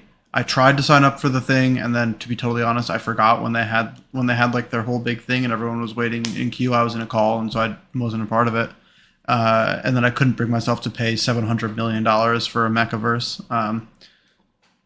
There was a couple weird things. There's an artist I really like named Emerson Tung who does concept art for like big robot style stuff, and he did some concept art for Mechaverse, and they never paid him, which just to me left a bad taste in my mouth because I really like him and respect his work and think he's great. Maybe that's been rectified, but it was like a whole thing on Twitter for a little bit. It wasn't like super popular, but I follow him and I saw it. I think they look sick. I think it's insane how much they're going for, and it's insane how much money they raise. But also, if everyone is like, if basically most of crypto Twitter is like, these are stupid, and I can't believe you're all paying this much, and the price isn't going down, that's like a really good sign. If everyone's like, this is really dumb. Yeah, it's I would say that it's like honestly, I've been thinking about potentially buying a couple just because like all of the big, like it's very hard to see an account who's like, I'm incredibly bullish Mechaverse. Like these are fucking sick. But the price isn't going down, which to me makes it seem like there's some serious, genuine demand there. I do think it's going to be incredibly hard for whatever they do to live up to the hype that they have already to basically be like the third or fourth biggest project at launch. Is going to be obviously challenging to live up to. But the art's really cool, and hopefully they do some cool stuff. I'll probably buy one before the reveal just because it's fun to feel something.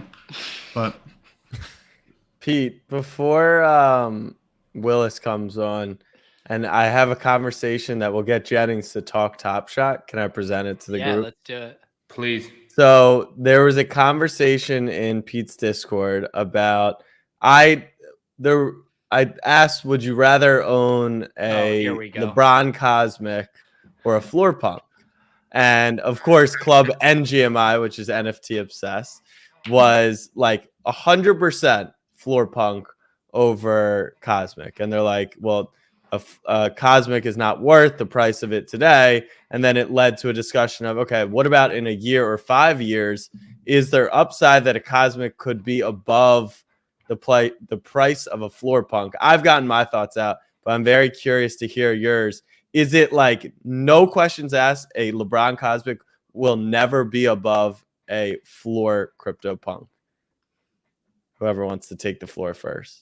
I thought we were going for Jennings. I've said Well, this. he now. can start. We put but Mike, Carlini and Jack in their own thread. And Yeah, in our we'll just own argue thread. about this for about 2 hours. no, we had a good conversation. He actually said you're making the takeaway, just to give context, was you're making a big bet on Flow, you're making a big bet on Dapper, but there is a world where it does happen. It's just probably a riskier play versus the punks are probably a much safer play because of the history of them, et cetera. So, but Jennings, I'm curious your thoughts.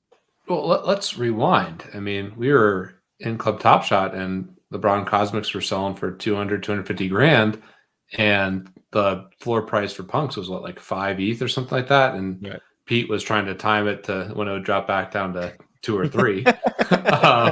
So obviously things can change quickly, and I think things could change quickly again. I mean, I'm super bullish punks, obviously, but I mean, long term, I want to invest in Dapper, and I think Top Shot, Season 1, Cosmics, Hollows, those things have a chance to be worth a lot. I mean, they've raised a ton of capital. They're going to continue to invest into the ecosystem, and I mean, yeah, things can change fast, as we've seen. I mean, this would have been an absurd question in February, and now it feels maybe like a slightly absurd question. Maybe not absurd, but like there's an obvious answer, I guess, and if you're answering at this moment in time, but things can definitely change quickly. So Mike, I'm optimistic about both, but I'm a bag holder of both, so I don't know. well, that's why I'm curious on Mike's take, because these are his biggest bags. Which side are you on? So I've ranted about this a few times recently, but one of my big NFT theses is that the next wave of NFT adoption will look very, very, very different from the current makeup of NFT users and the NFT audience. And it's going to be a lot more just kind of not crypto native people, average sports fans, just like people just checking it out, people who saw that Nike got involved, people who saw that Disney got involved, people who like genies, whatever it is. And that's a big part of the reason that we at Floaty are betting on Flow. I think that future adoption is very, very heavy toward kind of mainstream people. Mainstream people like sports. If you look at like the biggest audiences in the world, the most watched television events in the world, a lot of them are sports events. And it doesn't take that many sports fans to come on and like NFTs and like Top Shot to put, like this comment, Cosmics and LeBron Cosmic into a different kind of stratosphere, and it checks a lot of boxes. It's a championship year. It's Series 1. It's LeBron James. You can argue Jordan's better, but there's no one who's better who's a current active player in Top Shot, and you can't make Jordan a current active player in Top Shot. It'll be LeBron until what people are going to say Luka is going to pass LeBron at some point, but people think that. Anyway, so I think that if you told me no one else could ever enter the NFT space and like this is the user base and it's never changing, I would definitely say punks. I think based on the fact that the next several waves of NFT adoption will not be people who are overly focused on how NFTs came about or the punk story or ERC20 versus ERC721 and things like that. I think the Cosmic can beat it. I think punks have a pretty infallible story, and I like that a lot about punks, but I think, again, a lot of the new adoption will be kind of normal sports fans, and this is what they gravitate to. They gravitate to what they know. They gravitate to what they can talk about at their Sunday football event and their NBA Finals watch party. And until CryptoPunks are kind of super mainstream as a concept, I do think Cosmic could outperform. Andy? It's hard. I don't know. Like, I think if I had to bet on the safer bet, I would choose the punks floor. Yeah. And would you trade one right now? Would this is a trade we can all trade make, a right? floor punk for? No, I wouldn't. I think basically for me, it would be that I think I feel so strongly about the path that NFTs as a whole are taking, and like the value that they are going to provide, like in the greater world, just even outside of digital collectibles. and CryptoPunks are like the genesis moment of that. And like the addressable market of people who want to collect the original premier NFT is significantly larger than the amount of people who want to collect the premier, arguably best player in the history of basketball NFT. And like what I mean there is basically it's significantly more subjective, whereas like the CryptoPunks thesis is not extremely subjective. And like even as Mike was saying, maybe someone really loves Luca or loves Steph, and so you need this kind of like confluence of things to happen, where you need a certain amount of basketball fans to all really love LeBron and want to spend millions of dollars on LeBron. Whereas with punks, it's more just like you need a bunch of people to think NFTs are really cool, and these are the OG NFT.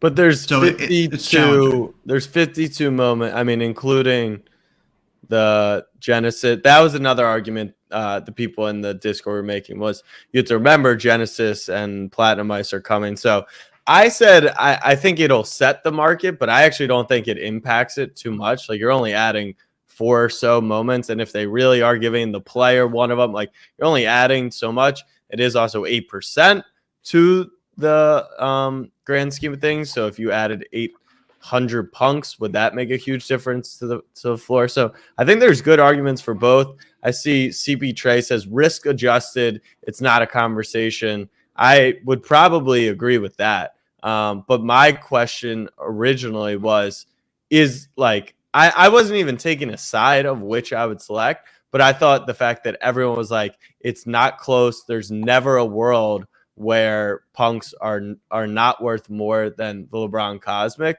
was wrong. And to Jennings' point, like a few months ago, that was the case. Like a Cosmic wasn't even close. Yeah, Cosmics were wasn't even close. Yeah, we were laughing about this. I was trying to get Pete to buy a punk, and he was like, "This." We're not doing this. We're bringing Willis on. I don't need Pete here talking about Willis. No, sorry. I'll just real quick. 10 more seconds. I'll stop. Pete. Too many shots. Okay, too many shots. I agree. People have so much recency bias just in general, and it's easy to be caught up in like what the market is today. Things can change quickly, which I said multiple times. I was going to say that maybe zoom out, but zoom forward. I mean, I'm a bag holder of both, so who knows? Willis, a legend from the Deposit Kingdom, one of our bouncers, a man who came on Club Top Shot, a few months ago, and said he didn't care about Top Shot. This is the guy we love. It's Willis. How we doing, buddy? What's up, Willis? I'm doing great, guys. How are you? Just talking about Willis. What's new with you, Willis? Since we've last checked in, we missed you in Vegas. I know you wanted to make it out, weren't able to do that. How has your summer been? My summer's been good, I guess. You know, I've really gotten into the world of NFTs a little bit. You know, the club MGMI guys have really helped me out and everything, and they you know, they're a lot of fun and they do awesome stuff. So that's awesome. And what are you getting excited about these Run It backpacks? I saw your chat that when Mike reminded you there was a 50-minute YouTube video, you were going to cue that up, and no one watches more YouTube content than you, Willis. yeah, I watch a lot of YouTube content, and you know, YouTube has like one of the best algorithms for like recommending people videos to watch. I always wonder what YouTube thinks of what I watch, because I watch everything from like esports stuff to like, you know, all the DFS stuff. What kind of crazy shit are you watching? Conspiracy theories. Are you sending Kyrie Irving all his updated information on flat earthing? I'm not a flat earther. I don't really believe in like any conspiracy theories or anything like that. But then I also watch stuff for my 2-year-old daughter and everything, because I have the YouTube Premium. I have a free trial right now, and if you've ever watched any of this stuff, or if anyone has like kids and they watch YouTube, like all like the Coco Melon and Pink Fong for like Baby Shark or anything, like the kid stuff gets so many more ads than anything that I watch. And so just having the YouTube Premium has been amazing for that. And so like that's gotten into my algorithm as well. And so like when I'll go on something on my phone, I'll just have like some like kid show recommended, and I'll just be like, nope. I'm getting the same recommendations, but it's so weird. I do not have any kids. It's rough. I don't know what to do. Yeah, Pete, are you into when's Gracie gonna start grinding these fucked up YouTube shows? I will say Gracie's 7.5 months now. The thing that just mesmerizes her more than anything is screens, which is really bad. You want to keep screens away from the kids, especially when they're like really little, but it's going to be bad. I hang around a lot of 2-year-old. All of our friends have like 1.5 to 3-year-olds, and when they go crazy, there's only one thing that'll get them back to normal, and that's normally an iPad and some show. So Willis totally get it, and it's just a new age. But yeah, they're printing money. We need to figure out some way to make a boatload of cash on some kids' product. I mean, we have like a subscription to like these toys for Gracie that are like age specific. That company's printing cash. You know that the most profitable YouTuber in the world is an 8-year-old kid. Yeah, opening toys. Really? Yeah. Who? Yeah, Ryan. Well, he's not anymore. He's not anymore. He got surpassed by who? Willis knows. I don't remember, but I literally just watched a video to where someone said that, Jack, and then someone corrected them. But I can't remember what And now the same dynamic is playing out here tonight. In total, products bearing Ryan's World branding generated more than $250 million in sales in 2020. All right, Ryan we're done talking Kaji. about Top Shot. We're talking Ryan- about toys from now on. Ryan So how much does this kid Kaji, make from that? ready? In 2020, Ryan Kaji, 9 years old, earns $29.5 million. I will say, Bingo. I think it's another kid that surpassed him, or Really? like another kid's channel. Of course. So Yeah, why are you building Lucky Trader? Get Gracie on her content grind. Yeah. Have you guys seen? Fly out, start training. Have you guys This seen the kid is more valuations of Dapper successful than Labs? I'd ever be in 100 lifetimes. Yeah, that's true. What's his vibe? Like, how does he get The viewers? vibe looks fucking great, Mike. What are you Yeah, talking yeah. about? His vibe is buy no, the no. kids toys. Yeah, but the jacket's nice. The little crown on the vibe is shirt. incredible. I like what he's doing, It's but unimpeachable. well, Mike, if you're making $250 million, I'd have swag like that too. 100%. I want to check this kid out, but I feel like it's sketchy for me to watch that. So how do I learn more about this? Please don't say you want to check this kid out, Mike. I mean, that's I'm interested in the story. Yeah. All right. Mike smells money. I have watched one video about this kid, and it wasn't even him opening toys. It was his family got gifted a Carnival cruise trip like 2 or 3 years ago, and it was for this content. for this suite that cost like $70,000 for like a 7-day cruise. That's amazing. Ryan's World, and we're all just living in it. This was like me with my Hey, infinite cheers, objects earlier. Willis. Cheers. Can we get it? We haven't Cheers. done one cheers. Can we get? I'm not can we drinking. get I'm this? recovering from COVID. Where's your water? Get some Where's your water? Pedialyte, Mike. Yeah, Andy You thinks weren't you're heavily soft as drinking hell. while you had Andy COVID? thinks you're soft. No, what were you? I love you guys. Cheers. Pete, Of great course to I have was. you back. Yeah, great to have you back. We haven't had the full team in so long. This is So fantastic. long. It feels doing nice. Now I'm everything just I can, scrolling guys. through the Sorry. most profitable YouTube channels. I don't know. Yeah. Hey. Overzet's at 69, right? Guys, 69 billion. real talk for a second.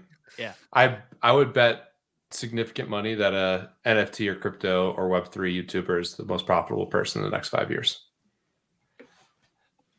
Okay. You want the toys, the kid opening toys, or you want some? I'll go kid. I'll go You kid. want the take the rug kid. pulls?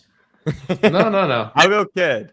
There was a kid, like a 7-year-old Russian girl. I think she's 7. But she passed created her own NFT earlier this summer. Yes. Oh yeah, I remember that's that. gonna be a kid- tough the young competition. kid fan Young is kid with over. NFTs. She's the Yeah. only one that can have a reliable 80-year roadmap. And that is one of the things that I appreciate. I think we had the young phase. We had the 12-year-old whales. We had some like 11-year-old girls. Some like the Nyla long necky thing, and now we're back to adults.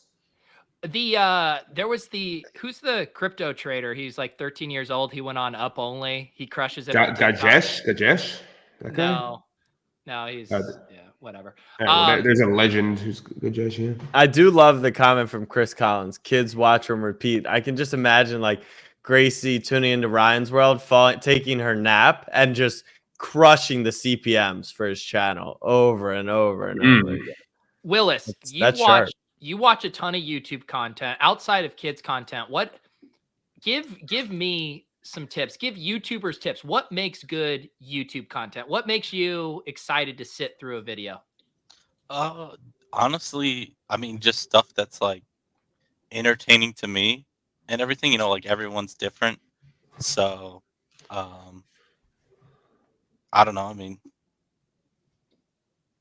just try to make stuff that is interesting to you, and then other people will find that and everything. That and then is try honestly a great piece of advice. Yeah, and also networking. Do videos with other people that do content similar to you, because in the past like 2 years due to COVID, I found so many other like streamers and people on YouTube that I had never heard of, but the Among Us game that we tried to get you to play last year, Pete, came out. I still feel bad that I didn't make that happen. Yeah. But like people that I've watched for years from like Halo or Call of Duty or even like Fortnite and stuff, these other people started playing with the people that I watched from them, and they're super entertaining and hilarious. And so now I just watch a ton of their content as well because they play Among Us together.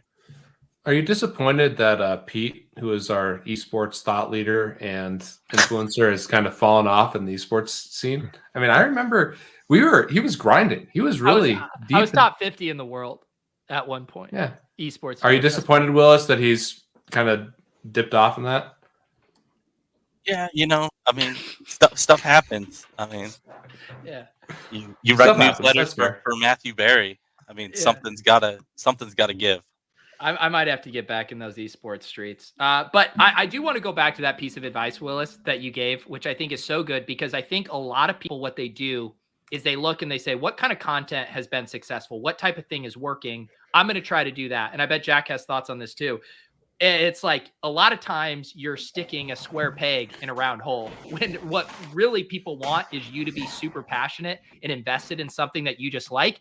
And then that enthusiasm is contagious. It's like when you watch a stand-up comic, he's not trying to do jokes that the crowd thinks is funny. He's telling you his personal worldview and things he thinks is funny. And then you find it funny because he finds it funny. So I think that's one of the best pieces of advice for content creators there is do stuff you love, because people can see right through the bullshit if you're phoning it in and you don't actually love what you're talking about. Yeah, I just want to draw a line in the sand. Content creation and shit posting are not the same. So while you've already taken our influencer roles, you've got some work to do down there, mustache man. All right. Yeah, where's your YouTube channel?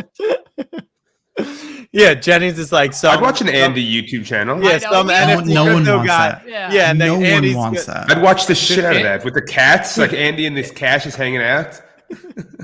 Andy's alpha. I mean, I would. Dude. That's. I mean, we got a gazillion dollar idea right there. If Andy just Twitch streamed all day and just kind of like stream of conscious what NFTs he was buying, what tweets he thought was funny, you'd have like 5,000 concurrents. Andy and Larry with the occasional. There was a point where I tried to do Twitch streaming. It was for a significantly different thing than this, but there was a point. OnlyFans? Yeah, it was OnlyFans. No, What it was for about TFT. OnlyFans for NFTs? That could be smart. Do you mean OnlyFans where you sell NFTs, or OnlyFans where I just like show people illicit pictures of my NFTs? Both. Or I mean, both. weren't you buying those crypto fuckers? Like actual comma gang. Comma gangs. Oh, No, those are comma sick. gang. But there actually are some really cool. There's some really interesting and this is probably getting a little bit alternative for some people, but like No, there's this keep one woman going.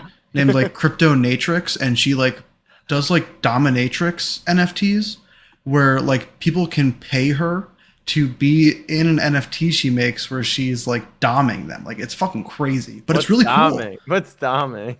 You We're don't know getting what into some- doming is, Are you Jack? Jack, we're getting into some kinky shit. Jack, you are young, bro. You were so we young. need to get. You need Willis, a dom Willis, to what's teach you about doming? doming. Well, yeah, I'd love for Let- Willis yeah, to let explain to Willis Jack what explain doming doming. is. No, I'm not gonna explain it. Willis Jack- is like, that's Willis. not on my YouTube rabbit hole. That's a different site. You gotta go Yeah. on the rabbit hole. Jack, there's Google, there's YouTube. I mean, You there guys- there My are generation was like blue waffle. there are sites. Oh, I mean, yeah. And Wait, the Allie word didn't know what pub- that was. Really? Yeah, Wait, the other by day. the way, if someone NFT'd Two Girls One Cup, highest sale of all time, over the 100%. people, over anything, that shit would sell. I'd start the party bid. Wait, Jack, I can't tell how serious you are about this doming thing, but I'm No, really I concerned. have no clue what doming is. Oh, like domination porn, where it's like the woman like dominates the man. Like it's pictures of her Got a like whip and she puts a ball Yeah. bag in your Oh, mouth, I thought Jack. that was. Have you ever I was watched gonna- Billions? I've By the seen way. some of it. They're doming in that. BDSM. Jack. Yeah, BDSM, but that's different. yeah. That's what And Rihanna the was D- singing The about. D in BDSM means dom, Jack. No, it doesn't. Yes, it does. It's bondage, domination, sadism, masochism. Yeah, I was more into the full package, not just the doming. Is this an age thing? What is this? What is the No, I know BDSM from the Rihanna song, but I had never heard, like, if you go down the categories list, I've never seen doming on the site. Man, the people here for Top Shot really are fuming now. Oh, we do have 123 thumbs down on this video. I think we got botted tonight. Yeah, by the No, Lazy Lions. Yeah, it's definitely the Lazy Lions. We weren't nice to them earlier. No, Yeah, Pete Mike- tweeted and said, fuck No. the Lazy Lions, and I No, they didn't found say their fuck stream. the Lazy Lions. Pete didn't put them in his NFT Bros video.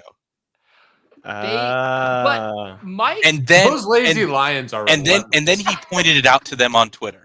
They're Pain in the so ass. relentless. and It's then fucking Carlini insane. went in their Discord and posted my tweet No, he and said to didn't. start spamming it. And so my mentions all day have just been a pride. I just muted it. You got to mute the Lions. conversation. I can't.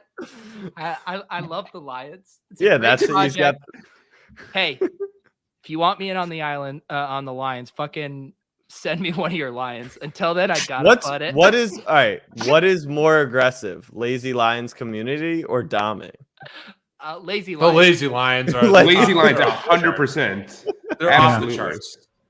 I mean, Like just- when you buy a lazy lion, do you have to like sign up to some like cult? Like You I take mean, a it's Yeah, blood it's unbelievable. a blood oath. to reply by any mention of lion on the internet. Their minimum I've been quotas. showed lazy lions so Wait, many wait, times. wait, Like, wait. does this actually work for them? I mean, it's unbelievable. I literally responded to a tweet that said, I've never met anyone real who owns a lazy lion. I had 98 replies that was like, I'm real. I'm like, that is the most bot worthy thing. Pete, can you please just send out a tweet? Just something like, So I Yeah, don't- come on. just All do right, something. all right, I'll do do. something. I've been Do wanting to do this tweet. I'll do it. Yeah. It's a joke from the Discord. I'm gonna do lazy lions are Satoshi's true vision. Andy, can you tell us what this show that you keep putting up pictures from? What is this? You haven't watched. I think you should leave. Mike? Oh my god, Yeah. Mike. Wait, what What the show fuck's is it? going I on? watch Squid Games. I can't watch all these shows. I think What you should show is leave it? as a sketch comedy show. It's really, really, really funny. You can literally watch all 2 seasons in one sitting. It's probably 3 hours long. You guys talked There- about this before, right? Yeah, it's Yeah. incredible. It's an All incredible right. show. I don't remember stuff before COVID. Give me a chance. Yeah, I'm getting nervous for Mike. He's gonna think that like series 2 is valuable now. Jack I'm really doesn't gonna know get what Don't be Combination is. ridiculous. Long-term memories intact. I mean, I feel like if you just follow all of Andy's tweets, you've basically seen the entire show and still. I know. I keep seeing these recurring characters in Andy's Twitter, and I'm like, all right, like I guess I'm starting to get a feel for that. Well, I've amassed over 100 saved stills of the.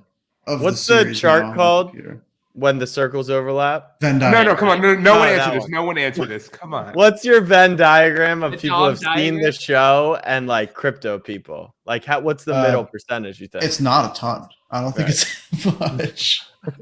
I'm basically psyopsing all of crypto Twitter into watching my favorite sketch comedy show. Smart. Use your influence for good use. Yeah, it's a worthy cause. All right, I'll watch one tonight. We're gonna do this giveaway here for some WinPacks boxers and a Club Top Shot hoodie. Thank you for filling out the chat. I see Willis on here. I swear to God, if you just skipped over, please let me enter. I don't have Twitter. All right, we're gonna let him in. I respect that. Here we go. A bunch of shuffles. Am I on Yes, here? you missed me. You missed me. I was 100% in the list. Good. Oh, I just missed again. Oh my goodness. No it's way. Josh from the Discord. Nice job, love Josh from the Discord. Congratulations, Josh. I didn't announce though. Josh, if you're watching, do you want the boxer briefs or the hoodie? You get to choose within the next 30 seconds. If you don't choose, you get the hoodie. What would you guys go with? Are you hoarding the boxers? I haven't ordered the my own boxers box. because they're probably a one of one. Yeah. Are they a one of one? I mean, based on my store sales, there is 0 of 0, Willis. Exactly. That's his point. That's what I'm saying. Think about this scene. You're being domed. She pulls off your one pack. God. Jack. This is going to get an explicit tag. Hang on, I got to bring Clay in. Did I mess up this giveaway, Clay? Oh, you're muted. Sorry, it's the new Mike and Beal got me. No, you're crushing it. You're good. Okay. Did I see Josh hasn't claimed, so I think Josh is getting the hoodie because that is the premier prize. Let's now spin for the boxers. And the caveat here is you do have to post a photo of yourself in the win pack. Honestly, I hope I win these because I'll have 2 one of ones. Almost Belair. Frankie. Frankie's running so hot on the wheel. He won a spot to come on Splash Play with me and Spags on Thursday, and now he just won some WinPacks boxer briefs. That he should have to wear them for Splash Play on Thursday. Yes. Overnight ship them. Overnight shipping. Incredible, Frankie. Frankie Buckets. Josh Price is in the chat, by the way. He's in. All right. Jay Price gets the hoodie, and Frankie gets the boxers. Clay, anything? I feel like you're our Tony Reale. You come on here and tell us everything we fucked up. The stat boy at the end of the show. How did we do? It's good roll. Great show. 10 out of 10. Wonderful night. Good clips coming through. Love the Punks versus Cosmic Talk. It's fantastic. Discord was thriving with it. So, great show. I got to get back. Do I have to go back to the thread I'm in, or I can just go to club? Where do I find the discussion, the post-club discussion? I'm sure they're fudding you the last 20 seconds. You're good. Of course. Jack, I'm sure you'd have to scroll up 300 messages to get to it by now. It's awful. And they're a very exclusive group. That's why I'm a lucky trader investor, because I believe in free content, unlike Club NGMI, which requires you to own a token worth 6.9 Ethereum just to get in a silly Discord channel where they've memed me with a fucking emoji for every message I write. It's discriminatory. It's disgusting. And is it really a 6.9 ETH floor? Is that what real? do you need to own? I think it's 0.69. But Jack is right. There is a bot that anytime Jack's posted it, there's the dust. It's a dust emoji. Gets hit with. Jack, didn't you buy a Man's Coin NFT? No, I was gifted one. Okay, Yeah, you have one, right? Whoa. But you not everyone else was gifted one here, Pete? Well, yeah, I had to pay for one. Here, I'll say this. Whoa, Jack, Mike, you got really went on hustled. multiple streams. I got rocked. Yeah. He Snapchatted it, as far as I know. To his wait. followers. I was the best car salesman for the number 69 fucking man's coin. So the best Pete. tweet that Jack sent out, a tweet that is worth one. He said, Damian Lillard's NFT flopped, and Mans's number 69 just went for 4.2 ETH. So I mean, that's worth it right there. Pete, you didn't send any tweets out about Man's coin. No NFT. Twitter. No, You no, didn't I deserve 0, but the fact that you made Mike pay market price for this, I mean, come on. I was I mean, excited Mike, to you support see? my friend. He didn't even get the one he wanted. Who's supporting who here? He Like, didn't get the that's 2 he wanted. He didn't get the 2 he wanted. Yeah. Carlini took the last mint Man's coin, which was a travesty. And then I was devastated. I was a little tipsy. We had been drinking that episode quite a bit. And I was like, all right, I'll get 89, my birth year. Kind of random number. It's not that cool of a number. And I go, and it's gone. Carlini got that one too. And so I remember that shit. But Jack, you realize you could have got a free club. No, I have one. DMI. I have one. Oh. I have one. I'm in. That's how I get dusted every time I write. I'm just saying it's disgusting that they're keeping the Beeple, the man of the Beeples, out of the Discord with all the alpha, because now you can't get one if you didn't have a Man's coin and you don't, there's none on the market. You can get one. I'd pull up the floor. And by the way, the NGMI token should be on Lucky Trader by Night's End. yeah, this is the second time tonight. Michael Rico, good point. I bought a Knights of Degen, get no love for that. I bought a Man's coin, get no love for that. I mean, Mike, you see what these guys want. They just want your cash. I mean, Yeah. They claim to be your friend. It's ridiculous. They're like, We don't "Yeah, want cash. this We guy-" want his Ethereum. It's outrageous. Yeah. So But here's just keep tabs here on what's going on. I mean, I see the floor now. the club MGMI token floor is 0.69. So if you want into the alpha, I pinged Andy about it, but he ended up not redeeming his token, so now he's out of the gate and he probably can't afford it anymore. Yeah. No, I'm priced out. All right, should we open some fucking packs? Willis, you said you have Let's do some it. packs, right? I have a few packs, yeah. All right, let's do it. Yo, what up? It's DJ Pete Overzet. Welcome to the club. We didn't think things were gonna get popping tonight, but it's about to get lit. Behind door number 2, it's a 3-pointer. 13-25, Kevin Durant.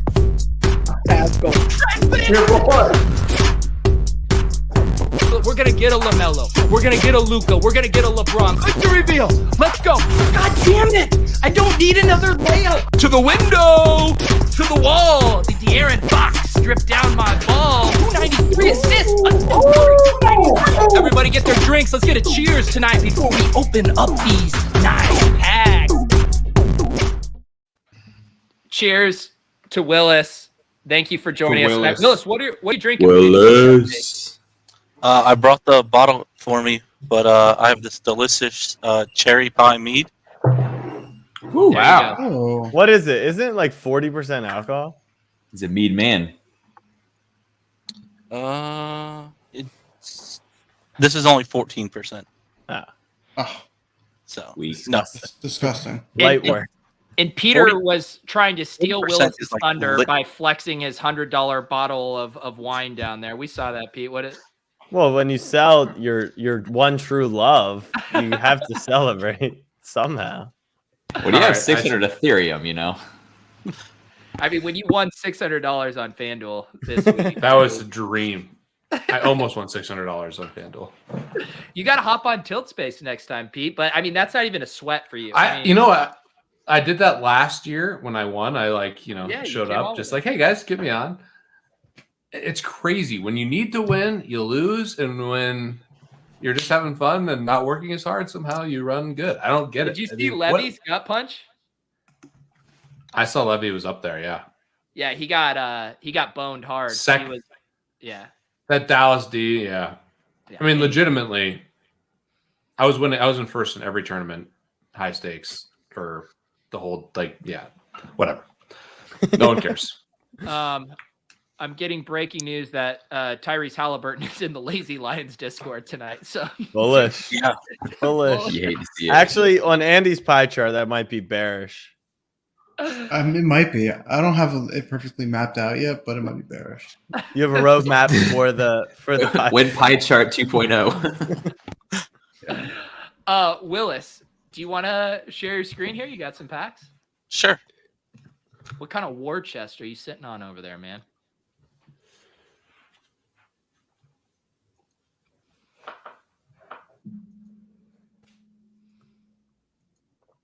Well, you didn't even need instructions. It's almost like you've watched. Yeah, he's going. He's wait, getting no. after right now. No, I did it wrong.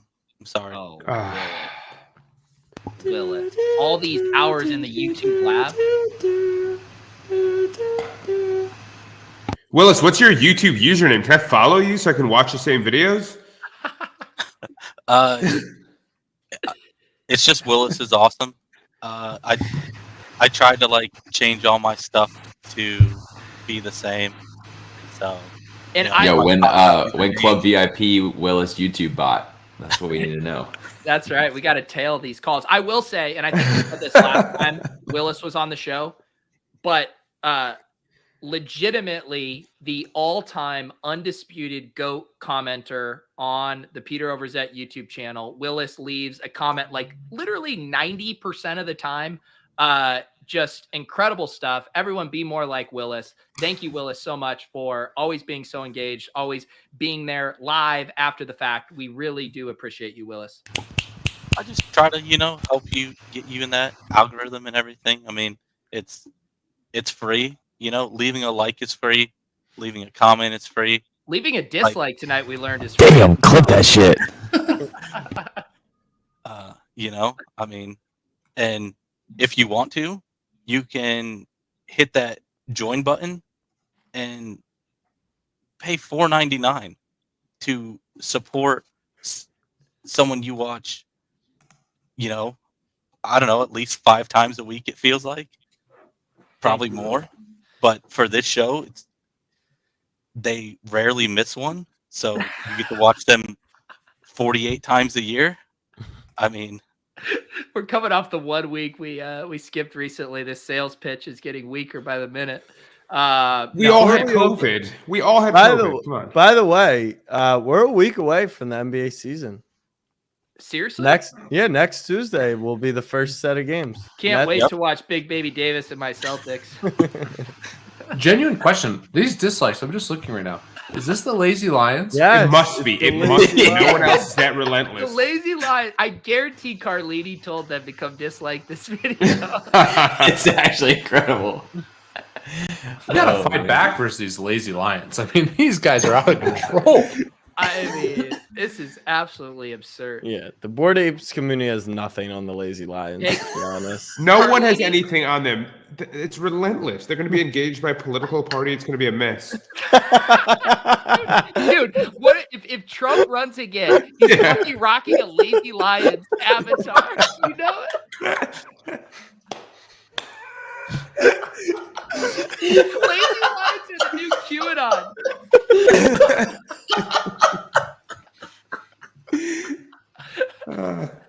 Imagine being a Lazy Lion. Just imagine. They're in my mentions. They're NFA. Clay, you got to clip that Jennings comment and just tag him in it. It's going to end his Twitter. He'll have to go to hiding. I legitimately thought about buying a Lazy Lion. Maybe I don't know, some time ago. I was like, oh, these guys seem like they have a strong community. And then I just saw the constant shilling. I mean, it was unbearable. I literally will never, ever in my life buy a Lazy Lion. No chance. Fuck Yeah, the you Lazy couldn't Lion. pay me. And dislikes are going. We need to combat these motherfuckers. We're going to hit 10,000 dislikes. That's how it works. Put them on Lucky Trader. Every single one is the least rare. All of them are equally unrare. We have a project thing for the Lazy Lions. We down. Oh man, we gotta get rid of this. Oh, the fucking Lazy Lions. Yo, it's a content play. Algo Are they? I still don't know. Are they real people or bots? That's what I need clarification on. No. Can anyone name a single person they know with a Lazy Lion? Anyone? I don't know. They're I mean, Tyrese Halliburton, I guess, right? I don't even know how they're able to hit the dislike button with their lack of opposable thumbs. It's a real mystery here. All right, we do have Willis's packs. All right, Willis, talk to us about this war chest you're sitting on here. Well, so I've just been kind of saving packs for until I got to join the club again, and so here we are. All right, nice war chest. Thanks, Mike. It's probably nowhere close to yours, but That doesn't mean I can't appreciate it. Oh, I don't know what just happened here. Wait, hold on. The best part isn't every way we're describing the Lazy Lions exactly how Andy described the Mechaverse? I mean, look at these guys. I don't know if I've ever been more bullish on the Lions than after. What do they actually say? Do they say like roar or something, or like join the pride? What's their thing? They say roar. One sailor just say roar. That's it. Yo, this guy's giving me the applause, and then you look at his profile picture. Do you see the comment? One sailor realizes this. These guys are crazy. What does that mean? They all have the same header image too. Is this like the Lazy Lions like lounge? It's the Lazy Lions lounge. Lazy Lions That's why lounge? Mike's never joining. Do they all have this? Is their header image? They all have this. What the fuck? Oh my god, they need help. They have fucking photos. Is that a crypto chick there on the coffee table? I mean, that's classy at least. All right, sorry. Back to Top Shot. Willis, I do like your war chest. I'm sorry I'm not getting that across nicely, and you were upset about my comment, but I do like your war chest. Mike, do you want to have your usual comment about Willis not owning enough cosmics for your liking? I do not. What's your account value at these days? Yeah, what's your account value, Willis? I see you just flipping shit. All right, let's open the WNBA pack. Come on. All right. I honestly don't know what my account value is because he's not a rent seeker. Well, I would be considered a rent seeker, but I literally don't care about my account value. So, not a rent seeker. I love that. Seriously, imagine paying 99 ETH for a Lazy Lion. Did someone do that? Yeah, 12 days ago. No, all-time high, 99 ETH, and the dislikes have second gone up highest- like 30%. I mean, these guys are Dude. relentless. Content play, baby. Content play. They've gone up 30 He's just dislikes. chilling watching tonight's stream.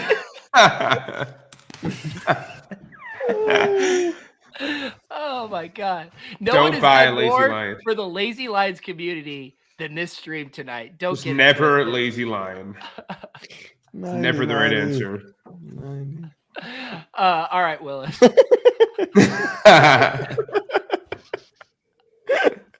right, please open this pack before I go back to my mentions of Lazy Lions. All right.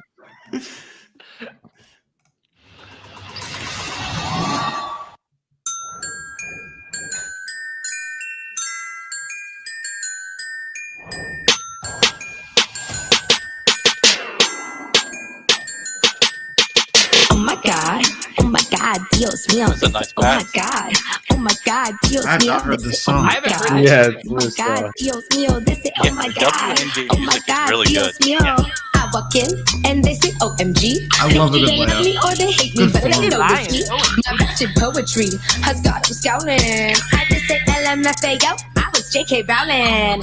Some of y'all need to chill out. Housewives. Wow, that was That's a a sick jack. line. Did you hear that? Yeah, that was LMFAO is So you just stop acting fake. I saw you, KD2 on real world confession text. Get it hacked, bring the lights off. You knew the first rules of this fight. Don't be a this ain't American Idol. If I'm crapping your style, think I'm idol.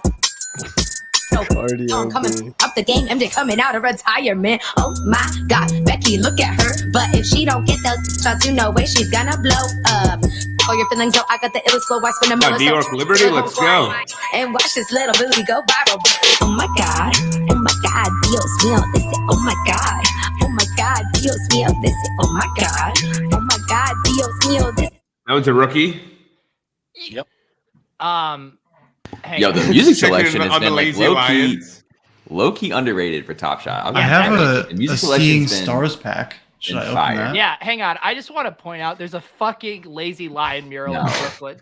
Andy, Should I go Andy, vandalize it tomorrow? Andy, Yeah, tonight at 3 a.m., bro. I'll meet you in that's on Brooklyn. Yo, get me the text, my man. This Fenny guy has been in chat all night too. Oh, Oh, that's Same Fenny? dude. We love Yeah, he's Fenny. Oh my god. My That mentions makes are so a much sense. disaster right now. Bitcoin is for the fungible. Lazy Lions is for the real players. Yo, is that a Davis Maddox subtweet? Thanks, Pete. Come join the Lazy Lions pride.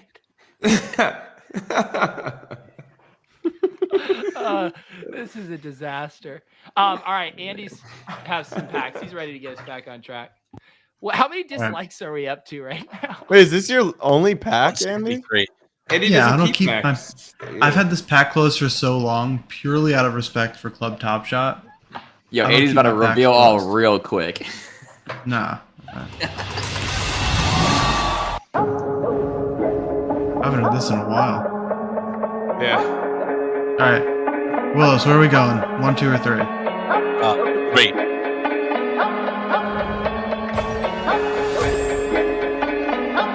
Oh, I love this song.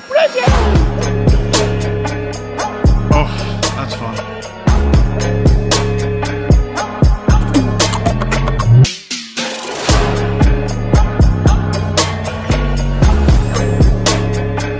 Hey,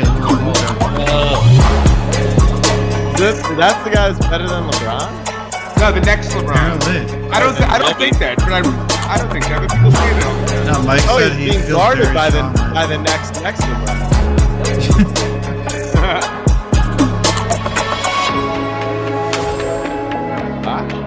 Oh, Look Lazy at that. Lion! Lazy Lion owner. Love a good lazy. Best known for owning a Lazy Lion. So Oh my someone on Twitter was asking me if there's any chance that like the La Liga moments or maybe even NFL would get the announcer calls. I assume that's a hard no. It's different IP. I don't know. In the early days of Top Shot, we used to ask them that. And Andy, they used to kind of say like maybe one day, right?